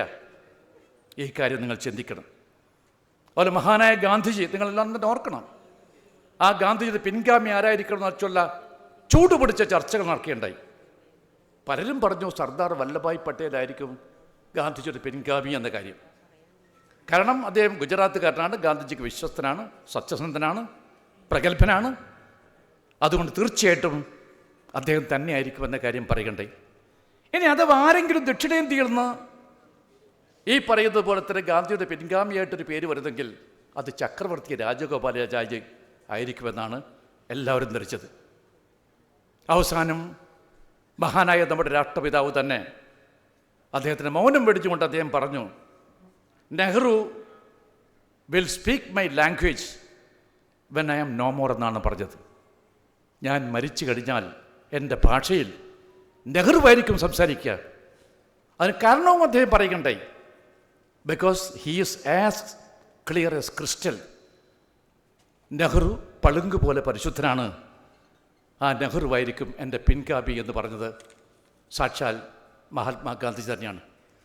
ഗാന്ധിജിയോട് അഭിപ്രായ വ്യത്യാസങ്ങൾ പലപ്പോഴും പ്രകടിപ്പിച്ച ആളാണ് പണ്ഡിറ്റ് ജവഹർലാൽ നെഹ്റു, മനസ്സിലാക്കണം. അതുപോലെ തന്നെ കോൺഗ്രസിലെ പല നേതാക്കന്മാരുമായിട്ട് അക്കാലത്ത് അഭിപ്രായങ്ങൾ വ്യത്യാസങ്ങളുണ്ടായിരുന്നു. എങ്കിൽ പോലും സത്യസന്ധനാണ്, നീതിമാനാണ്, ഈ നാട്ടை നയിക്കാൻ പ്രാപ്തനാണ്. അത് മനസ്സിലാക്കിയിട്ടാണ് മഹാനായ നമ്മുടെ രാഷ്ട്രപിതാവ് എൻ്റെ പിൻഗാമി നെഹ്റുവായിരിക്കുമെന്ന കാര്യം ഉറപ്പിച്ചു പറഞ്ഞത്. ഒരു കാര്യം കൂടി ഞാൻ പറയാൻ ആഗ്രഹിക്കുന്നു. അലഹബാദിൽ ആനന്ദ് ഭവനിലാണ് നെഹ്റു ജനിച്ചു വളർന്നത്. ബാല്യകൗമാരങ്ങൾ അവിടെയാണ് കഴിച്ചത്. ത്രിവേണി സംഗമത്തിൽ നാടാണ് അലഹബാദ്. നിങ്ങളിൽ പലരും അലഹബാദിൽ പോയ ആളാണെന്ന് എനിക്കറിയാം. ഗംഗയും യമുനയും സരസ്വതിയും ചേർന്ന സംഗമസ്ഥാനം. കശ്മീരി ബ്രാഹ്മണ കുടുംബത്തിൽ നിന്നാണ് നെഹ്റു വരുന്നത്. മന്ത്രങ്ങളും വേദോച്ചാരണങ്ങളും കേട്ടുകൊണ്ടാണ് അദ്ദേഹത്തിൻ്റെ കുട്ടിക്കാലം അദ്ദേഹം ചെലവഴിച്ചത്. പ്രഭാതത്തിൽ എഴുന്നേറ്റ് കഴിഞ്ഞാൽ അദ്ദേഹത്തിന് കണി കാണാൻ സാധിക്കുക ആയിരക്കണക്കായി ഹിന്ദു സന്യാസിമാർ, നഗ്നരുമല്ലാത്തവരുമായിട്ടുള്ള ആളുകൾ ത്രിവേണിയിൽ സ്നാനം ചെയ്യാൻ വരുന്ന കാഴ്ചയാണ് ആ കാലത്ത് അദ്ദേഹത്തിന് കാണാൻ സാധിക്കുക. പക്ഷെ പണ്ഡിറ്റ് ജവഹർലാൽ നെഹ്റു ആരായിരുന്നു? ആദ്യവസാനം കുട്ടിക്കാലത്ത് തന്നെ അദ്ദേഹം ഒരു സെക്യുലറിസ്റ്റ് ആയിരുന്നു. അദ്ദേഹം ഒരു മതനിരപേക്ഷ രാഷ്ട്രീയത്തിൻ്റെ വാദിയായിരുന്നു എന്ന് നിങ്ങൾ ഓർക്കണം. നെഹ്റു എന്താണ് പറഞ്ഞത്? കേസ് ഇവിടെ പറയുകയുണ്ടായി. നെഹ്റു ഒരിക്കലും പറഞ്ഞിട്ടില്ല ഞാൻ അജീസ്റ്റാണെന്ന കാര്യം, ഞാൻ നിരീശ്വരവാദിയാണെന്ന് നെഹ്റു പറഞ്ഞിട്ടില്ല. നെഹ്റു പറഞ്ഞ എന്താണ്? ഐ ആം എൻ അഗ്നോസ്റ്റിക്, ഞാൻ അജ്ഞേയവാദിയാണ്. ഈശ്വരനുണ്ടോ? എനിക്കറിയില്ല. ഈശ്വരനില്ലേ? അതും എനിക്കറിയില്ല. ഞാൻ ഉണ്ടോ ഇല്ലയോ എന്ന ഒരു അന്വേഷണത്തിലാണ്. അതുകൊണ്ട് എന്നെ നിരീശ്വരവാദി എന്ന് പറയരുത്, ഞാൻ അഗ്നോസ്റ്റിക് എന്നറിയാനാണ് ആഗ്രഹിക്കുന്നതെന്ന് പറഞ്ഞ മഹാനാണ് പണ്ഡിറ്റ് ജവഹർലാൽ നെഹ്റു. ഞാൻ ആരാധനാലയങ്ങളിൽ പോകാറില്ല, കേസി അക്കാര്യം പറഞ്ഞു. ഒരിക്കലും പോയിട്ട് നാളെയും പോവുകയില്ല. പക്ഷേ എൻ്റെ രാജ്യത്തിലെ ജനങ്ങൾക്ക് ഞാൻ ഉറപ്പ് നൽകുന്നു, ഏതെങ്കിലും ഒരു വ്യക്തിക്ക് ഏതെങ്കിലും ഒരു ആരാധനാലയ സ്ഥലത്ത് പോകാൻ അനുമതി നിഷേധിക്കപ്പെട്ടാൽ ആ അനുമതി തിരിച്ചു കൊടുക്കാൻ വേണ്ടി ഞാൻ ആ മനുഷ്യൻ്റെ കൂടെ ഉണ്ടായിരിക്കുമെന്ന് പറഞ്ഞ വലിയ വ്യക്തിത്വത്തിനുടമയായിരുന്നു പണ്ഡിറ്റ് ജവഹർലാൽ നെഹ്റു എന്ന് പറഞ്ഞാൽ ലോകം കണ്ട ഏറ്റവും വലിയ സെക്യുലറിസ്റ്റ് ആണെന്ന് ചോദിച്ചാൽ ഒറ്റ വാക്കിൽ നമുക്ക് ഉത്തരം പറയാൻ സാധിക്കും, പണ്ഡിറ്റ് ജവഹർലാൽ നെഹ്റുവാണ്. നെഹ്റുവിന് പകരമായിട്ട് നെഹ്റുവല്ലാതെ മറ്റൊരാളെക്കാരെ നമുക്ക് ചിന്തിക്കാൻ സാധ്യമല്ല. ഇന്ത്യ രാജ്യത്തെ ഒരു മതേതര രാഷ്ട്രമായിട്ട് നിലനിർത്താൻ വേണ്ടി പരിശ്രമിച്ച വ്യക്തി ഞാനാണ്. സംശയിക്കേണ്ട കാര്യമില്ല, പണ്ഡിറ്റ് ജവഹർലാൽ നെഹ്റു. അതുകൊണ്ടാണ് അദ്ദേഹം പറഞ്ഞത്, ആധുനിക ഇന്ത്യയുടെ ക്ഷേത്രങ്ങൾ, മഹാക്ഷേത്രങ്ങൾ അതെനിക്ക് ബക്രാനങ്കലാണ്, ദാമോദർ വേലിയാണ്, എനിക്ക് ഹിരാക്കുഡാണ് എന്നാണ് അദ്ദേഹം പറഞ്ഞത്. തൻ്റെ ചിതാഭസ്മത്തെക്കുറിച്ച് അദ്ദേഹം അഭിപ്രായം പറഞ്ഞു. ഞാൻ ദിവംഗതനായി കഴിഞ്ഞാൽ എൻ്റെ ചിതാഭസ്മം പർവ്വതങ്ങളിൽ, സമതലങ്ങളിൽ, നദികളിൽ, പുഴകളിൽ, സമുദ്രങ്ങളിൽ അതൊഴുക്കണമെന്ന് പറഞ്ഞിരിക്കുന്ന ആ മനുഷ്യൻ്റെ മനസ്സ് നിങ്ങൾ കണ്ടെത്തണം. തൻ്റെ ചിതാഭസ്മത്തിൻ്റെ അവസാനത്തെ അംശം പോലും ഈ മണ്ണിൽ മാത്രം അലിജു ചേരുന്ന മഹാനാണ് പണ്ഡിറ്റ് ജവഹർലാൽ നെഹ്റു. ഇതുപോലെ പ്രകൃതിയെ സ്നേഹിച്ച, ഇതുപോലെ മണ്ണിനെയും മനുഷ്യനെയും സ്നേഹിച്ച, പക്ഷി മൃഗാദികളെയും സസ്യലതാദികളെയും സ്നേഹിച്ച ഒരു രാഷ്ട്ര നേതാവിനെ നമുക്ക് കാണാൻ സാധിക്കും. വർഗീയത, കമ്മ്യൂണലിസം, അതിലെല്ലാ രൂപഭാവങ്ങളിലും ഈ പറയുന്ന വർഗീയതയെ മുഖാമുഖം നേരിട്ട മറ്റൊരു നേതാവിനെ കുറിച്ച് നമ്മൾ ചിന്തിക്കാൻ സാധിക്കുമോ? ഒരിക്കലുമില്ല എന്നാണ് എനിക്ക് പറയാനുള്ളത്. ഞാൻ വീണ്ടും സ്വാതന്ത്ര്യത്തിൻ്റെ അന്തരത്തിലേക്ക് വരികയാണ്. അധികാരസ്ഥാനം ഏറ്റെടുത്ത് പ്രധാനമന്ത്രി പദം വാങ്ങി അദ്ദേഹം ചരിത്രപ്രസിദ്ധമായിട്ടുള്ള പ്രസംഗം നടത്തിയ ശേഷം അദ്ദേഹം എങ്ങോട്ടേക്കാണ് പോയത്? വിഭജനത്തെ തുടർന്നുള്ള കലാവിവാഹിത പ്രദേശങ്ങളായിട്ടുള്ള ഡൽഹിയുടെ പ്രാന്തപ്രദേശങ്ങൾ അദ്ദേഹം പോകുന്നു. അംഗരക്ഷകന്മാരില്ല, അകമ്പടിയില്ല, ഒരു ചെറിയ വടിയുമായിട്ട് പോയിട്ട് ആ കലാപകാരികളുടെ കയ്യിൽ നിന്ന് അവിടെ ആയുധം പിടിച്ചു പോകുന്ന നെഹ്റുവിൻ്റെ ചിത്രം നിങ്ങൾ ആലോചിച്ച് നോക്കണം. ആ ധീരതയുടെ പേരാണ്, ആ മതനിരപേക്ഷ രാഷ്ട്രീയത്തിൻ്റെ പേരാണ് പണ്ഡിറ്റ് ജവഹർലാൽ നെഹ്റു എന്ന് ഞാൻ പറയട്ടെ. അതുപോലെ തന്നെയാണ് അത് കഴിഞ്ഞ് ജാമ്യ മില്ലിയ അവിടെ അഗ്നിക്കരയാകാൻ പോകുന്നു എന്ന് കേട്ടപ്പോൾ അവിടെയും ഓടിയെത്തിയത് നെഹ്റുവാണ്. ഒറ്റയ്ക്ക്, അകമ്പടിയില്ല, അംഗരക്ഷകന്മാരില്ല. അതാണ് പണ്ഡിറ്റ് ജവഹർലാൽ നെഹ്റു എന്ന് ഞാനിവിടെ പറയട്ടെ. അദ്ദേഹത്തിൻ്റെ ഔദ്യോഗിക വസതി കേസിക്ക് നന്നായിട്ടറിയാം. ആ ഔദ്യോഗിക വസതിയിലെ വിശാലമായ അങ്കണം, ആ അങ്കണത്തിലാണ് അഭയാർത്ഥികൾക്ക് വേണ്ടി ടെൻറ്റുകൾ അടിച്ചുകൊണ്ട് നൂറുകണക്കിന് അഭയാർത്ഥികൾക്ക് അഭയം കൊടുത്തുകൊണ്ട് നിങ്ങൾ എങ്ങോട്ട് പോകണ്ട, ഞാനിൻ്റെ അടുത്തുള്ള കാലം നിങ്ങൾ സുരക്ഷിതരാണെന്ന് പറഞ്ഞുകൊണ്ട് അവർക്ക് വേണ്ട എല്ലാ സംരക്ഷണവും ഒരുക്കിക്കൊണ്ടുപോയത് പണ്ഡിറ്റ് ജവഹർലാൽ നെഹ്റു. ഇതുപോലെ ഇന്ത്യയിലെ ന്യൂനപക്ഷ വിഭാഗങ്ങളോട് കരുണയും അടുപ്പവും കാണിച്ച, അവരെ ചേർത്ത് പിടിച്ച ഏതെങ്കിലും ഒരു നേതാവ് നിങ്ങൾക്ക് ചൂണ്ടിക്കാണിക്കാൻ സാധിക്കുമോ? ഇല്ല. ദളിതർക്കും പിന്നോക്കക്കാർക്കും അങ്ങേയറ്റം ആത്മവിശ്വാസം പറഞ്ഞത് പണ്ഡിറ്റ് ജവഹർലാൽ നെഹ്റുവാണ്. എൻ്റെ പിന്നിൽ എൻ്റെ മഹിളാ കോൺഗ്രസ് നേതാക്കന്മാർ 2 പേരിരിക്കുന്നുണ്ട്. KPCCയുടെ ജനറൽ സെക്രട്ടറിയും അതുപോലെ മഹിളാ കോൺഗ്രസ് ജനറൽ സെക്രട്ടറിയുമായിട്ട് 2 പേർ. അവിടെ ഞാൻ പറയട്ടെ, നമ്മളൊക്കെ തന്നെ സ്ത്രീ പുരുഷ സമത്വത്തെക്കുറിച്ച് പറയാറുണ്ട്. എന്നാൽ പണ്ഡിറ്റ് ജവഹർലാൽ നെഹ്റു ആ കാലത്ത് തന്നെ പാർലമെൻറ്റിലും നിയമസഭയിലെ സ്ത്രീകൾക്ക് മതിയായ പ്രാതിനിധ്യം കൊടുക്കണമെന്ന് പറഞ്ഞുകൊണ്ട് അതിന് തുടക്കം കുറിച്ച നേതാവ് ആരാണെന്ന് ചോദിച്ചാൽ അഭിമാനപുരസ്സരം ഞാൻ പറയും, പണ്ഡിറ്റ് ജവഹർലാൽ നെഹ്റു ആണ് ഈ നാട്ടിലെ സ്ത്രീകൾക്ക് മാന്യമായ പദവിയും മാന്യമായ അന്തസ്സും അത് കൊടുക്കണമെന്ന് ഉറപ്പിച്ചു പറഞ്ഞ നേതാവ് അദ്ദേഹമാണ് എന്ന് ഞാൻ പറയട്ടെ. കേസ് ഇരിക്കുന്നതുകൊണ്ടൊരു കാര്യം കൂടി പറയാതെ കടന്നുപോകുന്നത് ശരിയല്ല. ഇന്ത്യൻ പാർലമെൻറ്റിനെ കുറിച്ച് ആരെക്കാളും ആധികാരികമായിട്ട് സംസാരിക്കാൻ ശ്രീമാൻ KCക്ക് സാധിക്കും. നമ്മുടെ പ്രതിപക്ഷ നേതാവ് LOP ബഹുമാനപ്പെട്ട രാഹുൽ ഗാന്ധിയാണ് എന്ന കാര്യത്തിൽ സംശയമില്ല.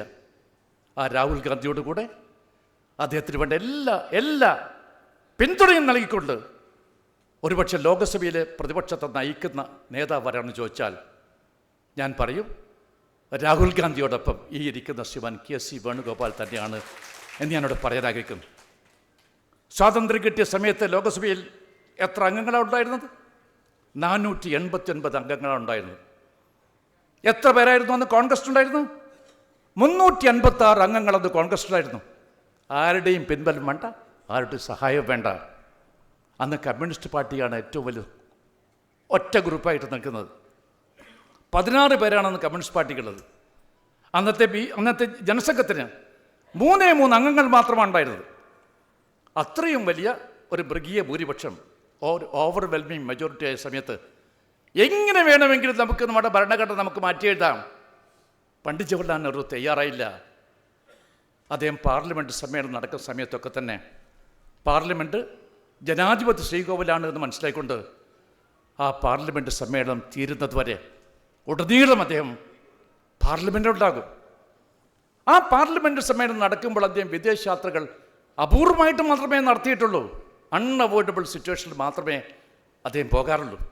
മാത്രമോ സ്നേഹിതന്മാരെ, ചോദ്യോത്തരവേളയിൽ പോലും തൻ്റെ മന്ത്രിമാർ എന്തെങ്കിലും ഉത്തരം പറയുമ്പോൾ ആ സന്ദർഭത്തിൽ തന്നെ ഇടപെട്ടുകൊണ്ട് തൻ്റെ അഭിപ്രായങ്ങൾ കൃത്യമായിട്ട് പറയാൻ സാധിക്കുന്ന ഒരു പ്രധാനമന്ത്രി പണ്ഡിറ്റ് ജവഹർലാൽ നെഹ്റു അല്ലാതെ ആരാണ്?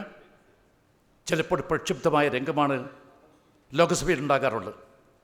അന്നത്തെ പ്രതിപക്ഷ നേതാവ് ശ്രീമാൻ AK ഗോപാലനാണ്. അംഗീകൃത പ്രതിപക്ഷമല്ല, പക്ഷേ AK ഗോപാലിനോട് അങ്ങേയറ്റം ആദരവ് കാണിച്ച പ്രധാനമന്ത്രി പണ്ഡിറ്റ് ജവഹർലാൽ നെഹ്റു ആയിരുന്നു. ആ പ്രക്ഷുബ്ധമായ രംഗം വരുമ്പോൾ സ്പീക്കർ പദവിയിരിക്കുന്ന നേതാക്കന്മാരാരായാലും അവർക്ക് AK ഗോപാലിനെ നിയന്ത്രിക്കാൻ സാധിക്കാത്ത ചുറ്റുപാട് വരും. പണ്ഡിറ്റ് ജവഹർലാൽ നെഹ്റു തൻ്റെ മുറിയിലിരുന്നുകൊണ്ട് ഈ കാര്യങ്ങൾ മനസ്സിലാക്കിയിട്ട് ലോകസഭ മുന്നോട്ട് പോകുന്നില്ല എന്ന് മനസ്സിലാക്കിയിട്ട് ആ ലോകസഭയിലേക്ക് വരുമ്പോൾ സാക്ഷാൽ AK ഗോപാലിൻ്റെ മുഖത്ത് നോക്കി സ്പീക്കർക്ക് ആ ലോകസഭയിൽ ഈ പറയുന്നതുപോലെ ബഹളം അവസാനിപ്പിക്കാൻ സാധിക്കാത്ത സാഹചര്യം കണ്ടുകൊണ്ട് AKജിയെ നോക്കിക്കൊണ്ട് Pandit Jawaharlal Nehru, my dear Gopalan, receive your seat എന്ന് പറഞ്ഞാൽ അദ്ദേഹം അനുസരണയുടെ കുട്ടിയെപ്പോലെ ലോകസഭയിൽ അടങ്ങിയിരിക്കുന്ന AK ഗോപാലിനെ കുറിച്ച് ആ കാലത്ത് പണ്ഡിറ്റ് ജവഹർലാലിനോടൊപ്പം പ്രവർത്തിക്കുന്ന ഒരുപാട് നേതാക്കന്മാർ പാർലമെൻറ്റ് സെൻട്രൽ ഹാളിൽ സീനിയർ നേതാക്കന്മാർ പറയുന്ന കഥ എനിക്ക് കേൾക്കാൻ സാധിച്ചിട്ടുണ്ട്. ഇത്രയേറെ പ്രതിപക്ഷ ബഹുമാനം കാണിച്ചൊരു നേതാവില്ല. അവർ ഫെഡറൽ തത്വങ്ങൾ അത് ഉയർത്തിപ്പിടിച്ചുകൊണ്ട് അദ്ദേഹം പോയി. മുഖ്യമന്ത്രിമാരുടെ വാക്കുകൾ അദ്ദേഹം കേട്ടു. നാഷണൽ ഡെവലപ്മെൻറ്റ് കൗൺസിൽ യോഗത്തിൽ അദ്ദേഹം കൃത്യമായിട്ട് വരാറുണ്ട്. കോൺസ്റ്റിറ്റ്യൂന്റ് അസംബ്ലിയിലെ കാര്യങ്ങൾ KCയോട് പറയുകയുണ്ടായി. ഞാൻ ആവർത്തിക്കുകയാണത്. ആ കോൺസ്റ്റിറ്റ്യൂന്റ് അസംബ്ലിയിൽ പണ്ഡിറ്റ് ജവഹർലാൽ നടത്തിയ ഡിബേറ്റുകൾ, അദ്ദേഹം നടത്തിയിരിക്കുന്ന ഡിസ്കഷൻസ്, ഇതൊക്കെ തന്നെ നടക്കണം. നമ്മുടെ ഭരണഘടനയുടെ 75ാമത് വാർഷികം നമ്മൾ ആചരിച്ച സമയമാണ്. ഇതൊന്ന് ഓർക്കേണ്ടതായിട്ടുണ്ട്. ആ ഭരണഘടന പ്രിയാമ്പിൾ ആമുഖം ആരാണ് എഴുതിയത്? ആ ആമുഖം പൂർണ്ണമായിട്ടും എഴുതി തയ്യാറാക്കിയത് പണ്ഡിറ്റ് ജവഹർലാൽ നെഹ്റുവാണ്. സാക്ഷാൽ ബാബാ സാഹേബ് അംബേദ്കർ, നമ്മുടെ ഭരണഘടനാ സമിതിയുടെ അന്നത്തെ അധ്യക്ഷൻ, അദ്ദേഹം ഈ ഒരു പ്രിയാമ്പിൾ എഴുതി തയ്യാറാക്കി നെഹ്റു വന്ന് നെഹ്റു അത് വായിച്ചപ്പോൾ ആദ്യമായിട്ട് കൈയടിച്ചത് ഡോക്ടർ അംബേദ്കർ ആണെന്ന കാര്യം മനസ്സിലാക്കണം. എല്ലാവരും ഒറ്റക്കെട്ടായിട്ട് പറഞ്ഞു, ഈ പ്രിയാമ്പിളിൽ നിന്ന് ഒരു വാക്ക് പോലും മാറ്റേണ്ടതായിട്ടില്ല എന്നാണ് പറഞ്ഞത്. ആ കോൺസ്റ്റിറ്റ്യൂൻസി അസംബ്ലിയുടെ ഡിബേറ്റുകൾ നോക്കിക്കഴിഞ്ഞാൽ ഓരോ വാക്കിനെക്കുറിച്ചും എത്ര നേരമാണ് ഡിബേറ്റുകൾ നടക്കാറ്. ആ ഡിബേറ്റ്, ഡിസ്കഷൻ ആൻഡ് ഡിസൻ എന്ന തത്വം ആ കാലത്ത് തന്നെ ഉയർത്തിപ്പിടിക്കാൻ വേണ്ടി നമുക്ക് സാധിച്ചിട്ടുണ്ട് എന്ന സത്യം നമ്മൾ ഓർക്കേണ്ടതായിട്ടുണ്ട്. ഡോക്ടർ അംബേദ്കർക്കുറിച്ചും കേസി പറയുകയുണ്ടായി. ആ അംബേദ്കർ എന്ന് പറഞ്ഞ മഹാൻ, അദ്ദേഹം കോൺഗ്രസ്സുകാരനായിരുന്നില്ല. ആ മഹാനായ പണ്ഡിതനെ, നിയമം നന്നായിട്ട് പഠിച്ചിട്ടുള്ള വ്യക്തിയെ അദ്ദേഹത്തിന് സേവനം ഇന്ത്യൻ നാഷണൽ കോൺഗ്രസ് ഉപയോഗിക്കാൻ തീരുമാനിച്ചിരിക്കുന്നു എന്നൊരൊറ്റ കാരണം കൊണ്ടാണ് അദ്ദേഹത്തെ കോൺസ്റ്റിറ്റ്യൂന്റ് അസംബ്ലിയിലേക്ക് കൊണ്ടുവരാൻ നെഹ്റു തീരുമാനിച്ചത്. മഹാരാഷ്ട്രയിൽ അദ്ദേഹത്തെ വിജയിപ്പിക്കാൻ സാധിക്കില്ല, ഒരിടത്തും വിജയിപ്പിക്കാൻ സാധിക്കില്ല. അവസാനം അങ്ങ് പശ്ചിമ ബംഗാളിൽ കൊണ്ടുപോയിട്ടാണ് ഗാന്ധിജിയും അതുപോലെ തന്നെ നെഹ്റുവും അംബേദ്കറെ കോൺസ്റ്റിറ്റ്യൂന്റ് അസംബ്ലിയിൽ മത്സരിപ്പിച്ച് വിജയിപ്പിക്കുകയും അത് കഴിഞ്ഞ് കോൺസ്റ്റിറ്റ്യൂന്റ് അസംബ്ലിയുടെ ചെയർമാനായിട്ട്, നമ്മുടെ ഭരണഘടനാ നിർമ്മാണ സഭയുടെ അധ്യക്ഷനായിട്ട് അദ്ദേഹത്തെ അവരോധിച്ചതുമെന്ന കാര്യം നമ്മൾക്ക് ഒരിക്കലും മറക്കാൻ സാധ്യമല്ല. ആ അംബേദ്കറുമായിട്ട് പലപ്പോഴും ജവഹർലാലിനോട് അഭിപ്രായ വ്യത്യാസമുണ്ടായിരുന്നു, ഗാന്ധിജിക്ക് അഭിപ്രായ വ്യത്യാസമുണ്ട്. ആ അഭിപ്രായ വ്യത്യാസം എല്ലാം ഉണ്ടെങ്കിൽ പോലും അദ്ദേഹത്തിൻ്റെ കഴിവ്, അദ്ദേഹത്തിൻ്റെ കാര്യശേഷി, അദ്ദേഹത്തിൻ്റെ പ്രാഗൽഭ്യം അംഗീകരിച്ചുകൊണ്ടാണ് അന്ന് പണ്ഡിറ്റ് ജവഹർലാൽ പോയത്. ആ അംബേദ്കർ നമുക്ക് മറക്കാൻ സാധ്യമല്ല. ആ അംബേദ്കറെ കൊണ്ടാണ് അമിത്ഷാ എന്ന് പറഞ്ഞ ആഭ്യന്തര വകുപ്പ് മന്ത്രി കഴിഞ്ഞ ദിവസം നടത്തിയ പ്രസംഗത്തെക്കുറിച്ചൊക്കെ തന്നെ കേസി പറഞ്ഞുകൊണ്ട് ഞാൻ പറയാൻ ആഗ്രഹിക്കില്ല. ആ അംബേദ്കർക്കരായിട്ടുള്ള ആ പ്രസംഗം ഈ രാജ്യത്തെ സ്നേഹിക്കുന്ന മുഴുവൻ ആളുകളെയും വേദനിപ്പിച്ചു എന്നാണ് എനിക്ക് പറയാനുള്ളത്. നെഹ്റുവിൻ്റെ പേര് കേട്ടാൽ ഉറക്കം വരാത്ത ഈ നാട്ടിലെ സംഘപരിവാർ ശക്തികൾക്ക് എങ്ങനെ ഉറക്കം വരും? 1948 ആദ്യമായി രാഷ്ട്രീയ സ്വയം സേവക സംഘടന നിരോധിച്ചത് അദ്ദേഹമാണ്. അതുകൊണ്ടാണ് പണ്ഡിറ്റ് ജവഹർലാൽ നെഹ്റുവിനെ കുറിച്ച് ഓർക്കുമ്പോൾ അവർക്ക് ഉറക്കം ഇല്ലാതിരിക്കുന്നു എന്ന വസ്തുത നിങ്ങൾ മനസ്സിലാക്കേണ്ടതായിട്ടുണ്ട്. ഞാൻ മറ്റു കാര്യങ്ങളെക്കുറിച്ചൊന്നും തന്നെ പറയുന്നില്ല. ന്യൂനപക്ഷ വിഭാഗത്തിൽപ്പെട്ട മനുഷ്യരുടെ മനസ്സിൽ എന്തൊന്നില്ലാത്ത വിഹുലതയാണ്, ഒരു sense of isolation, അലിനേഷൻ.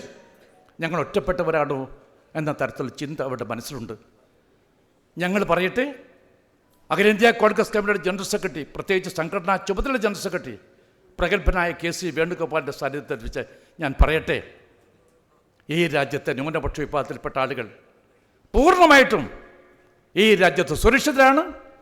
Indian national Congress ഉള്ളിടത്തോളം കാലം അവർക്ക് വിഷമിക്കേണ്ടി വരില്ല, അവർക്ക് ദുഃഖിക്കേണ്ടി വരില്ല, അവർക്കൊരിക്കലും മനസ്സിൽ ഒരു അന്യതാബോധം ഉണ്ടാകേണ്ട കാര്യമില്ല. കാരണം നെഹ്റുവിൻ്റെ ആശയം അത്രത്തോളം ഈ രാജ്യത്തെ ജനങ്ങളുടെ മനസ്സുകളിൽ രൂഢമൂലമായി കിടക്കുന്നു എന്ന് മാത്രമാണ് എനിക്ക് ഈ സന്ദർഭത്തിൽ പറയാനുള്ളത്. ഞാൻ മറ്റൊന്നും പറയുന്നില്ല. മഹാനായ പണ്ഡിറ്റ് ജവഹർലാലിനെ കുറിച്ച് ചില കാര്യങ്ങൾ ഓർക്കാൻ, ആ പണ്ഡിറ്റ് ജവഹർലാലിൻ്റെ സെക്യുലർ മനസ്സ് ഞങ്ങളുടെ മുമ്പിൽ പങ്കുവെക്കാനും ഒക്കെ തന്നെ ഒരു അവസരമുണ്ടായത് ഞാനൊരു സൗഭാഗ്യമായിട്ട് കണക്കാക്കിയാണ്. ഇത്തരമൊരു അവാർഡ് എനിക്കേറെ സ്നേഹവും ബഹുമാനവും ഒക്കെ തന്നെയുള്ള ശ്രീമാൻ KC വേണുഗോപാലിൻ്റെ കയ്യിൽ നിന്ന് ഈ സെക്യുലർ അവാർഡ് പണ്ഡിറ്റ് ജവഹർലാൽ നെഹ്റുവിൽ നിന്ന് വാങ്ങാൻ സാധിച്ചത് എൻ്റെ ജീവിതത്തിലെ ഒരു അസുലഭമായ മുഹൂർത്തമായിട്ട് കണ്ടുകൊണ്ട് ഈ ചടങ്ങിൽ സംബന്ധിക്കാതിരിക്കുന്ന എല്ലാവരോടും ഞാൻ പ്രത്യേകം നന്ദി രേഖപ്പെടുത്തിക്കൊണ്ട് ഞാൻ ഈ അവാർഡ് സ്വീകരിച്ചതായി പ്രഖ്യാപിക്കുന്നു. നിങ്ങൾക്ക് എല്ലാവർക്കും എൻ്റെ ഭാവുകൾ ആശംസിക്കുന്നു. നമസ്കാരം. ജയ് ഹിന്ദ്. ബഹുമാന്യരെ, ശ്രീ നെയ്യും മുള്ളുങ്കലിനുള്ള സ്നേഹോപഹാരം ബഹുമാന്യനായ KC വേണുഗോപാൽ നൽകുന്നു. അത് കഴിഞ്ഞ് ദേശീയ ഗാനത്തോടു കൂടി ഈ പ്രോഗ്രാം അവസാനിപ്പിക്കുന്നതാണ്. ദേശീയ ഗാനത്തിലുള്ള കുട്ടികൾ വരണമെന്ന് പറയുന്നു.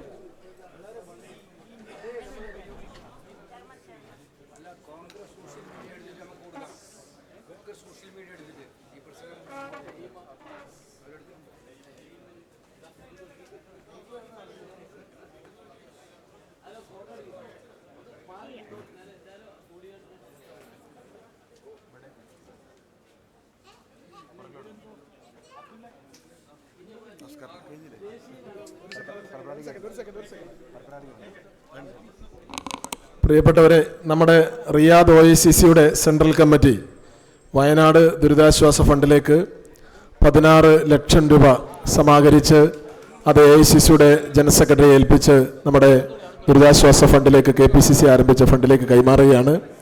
അബ്ദുള്ള വല്ലാഞ്ചിറയുടെ നേതൃത്വത്തിലുള്ള റിയാദ് OICCയുടെ ശ്രീ സലീം കളക്കരയുടെ നേതൃത്വത്തിലുള്ള നേതാക്കന്മാർ അത് കൈമാറുന്ന ചടങ്ങ് കൂടി ഇവിടെ നടക്കുകയാണ്.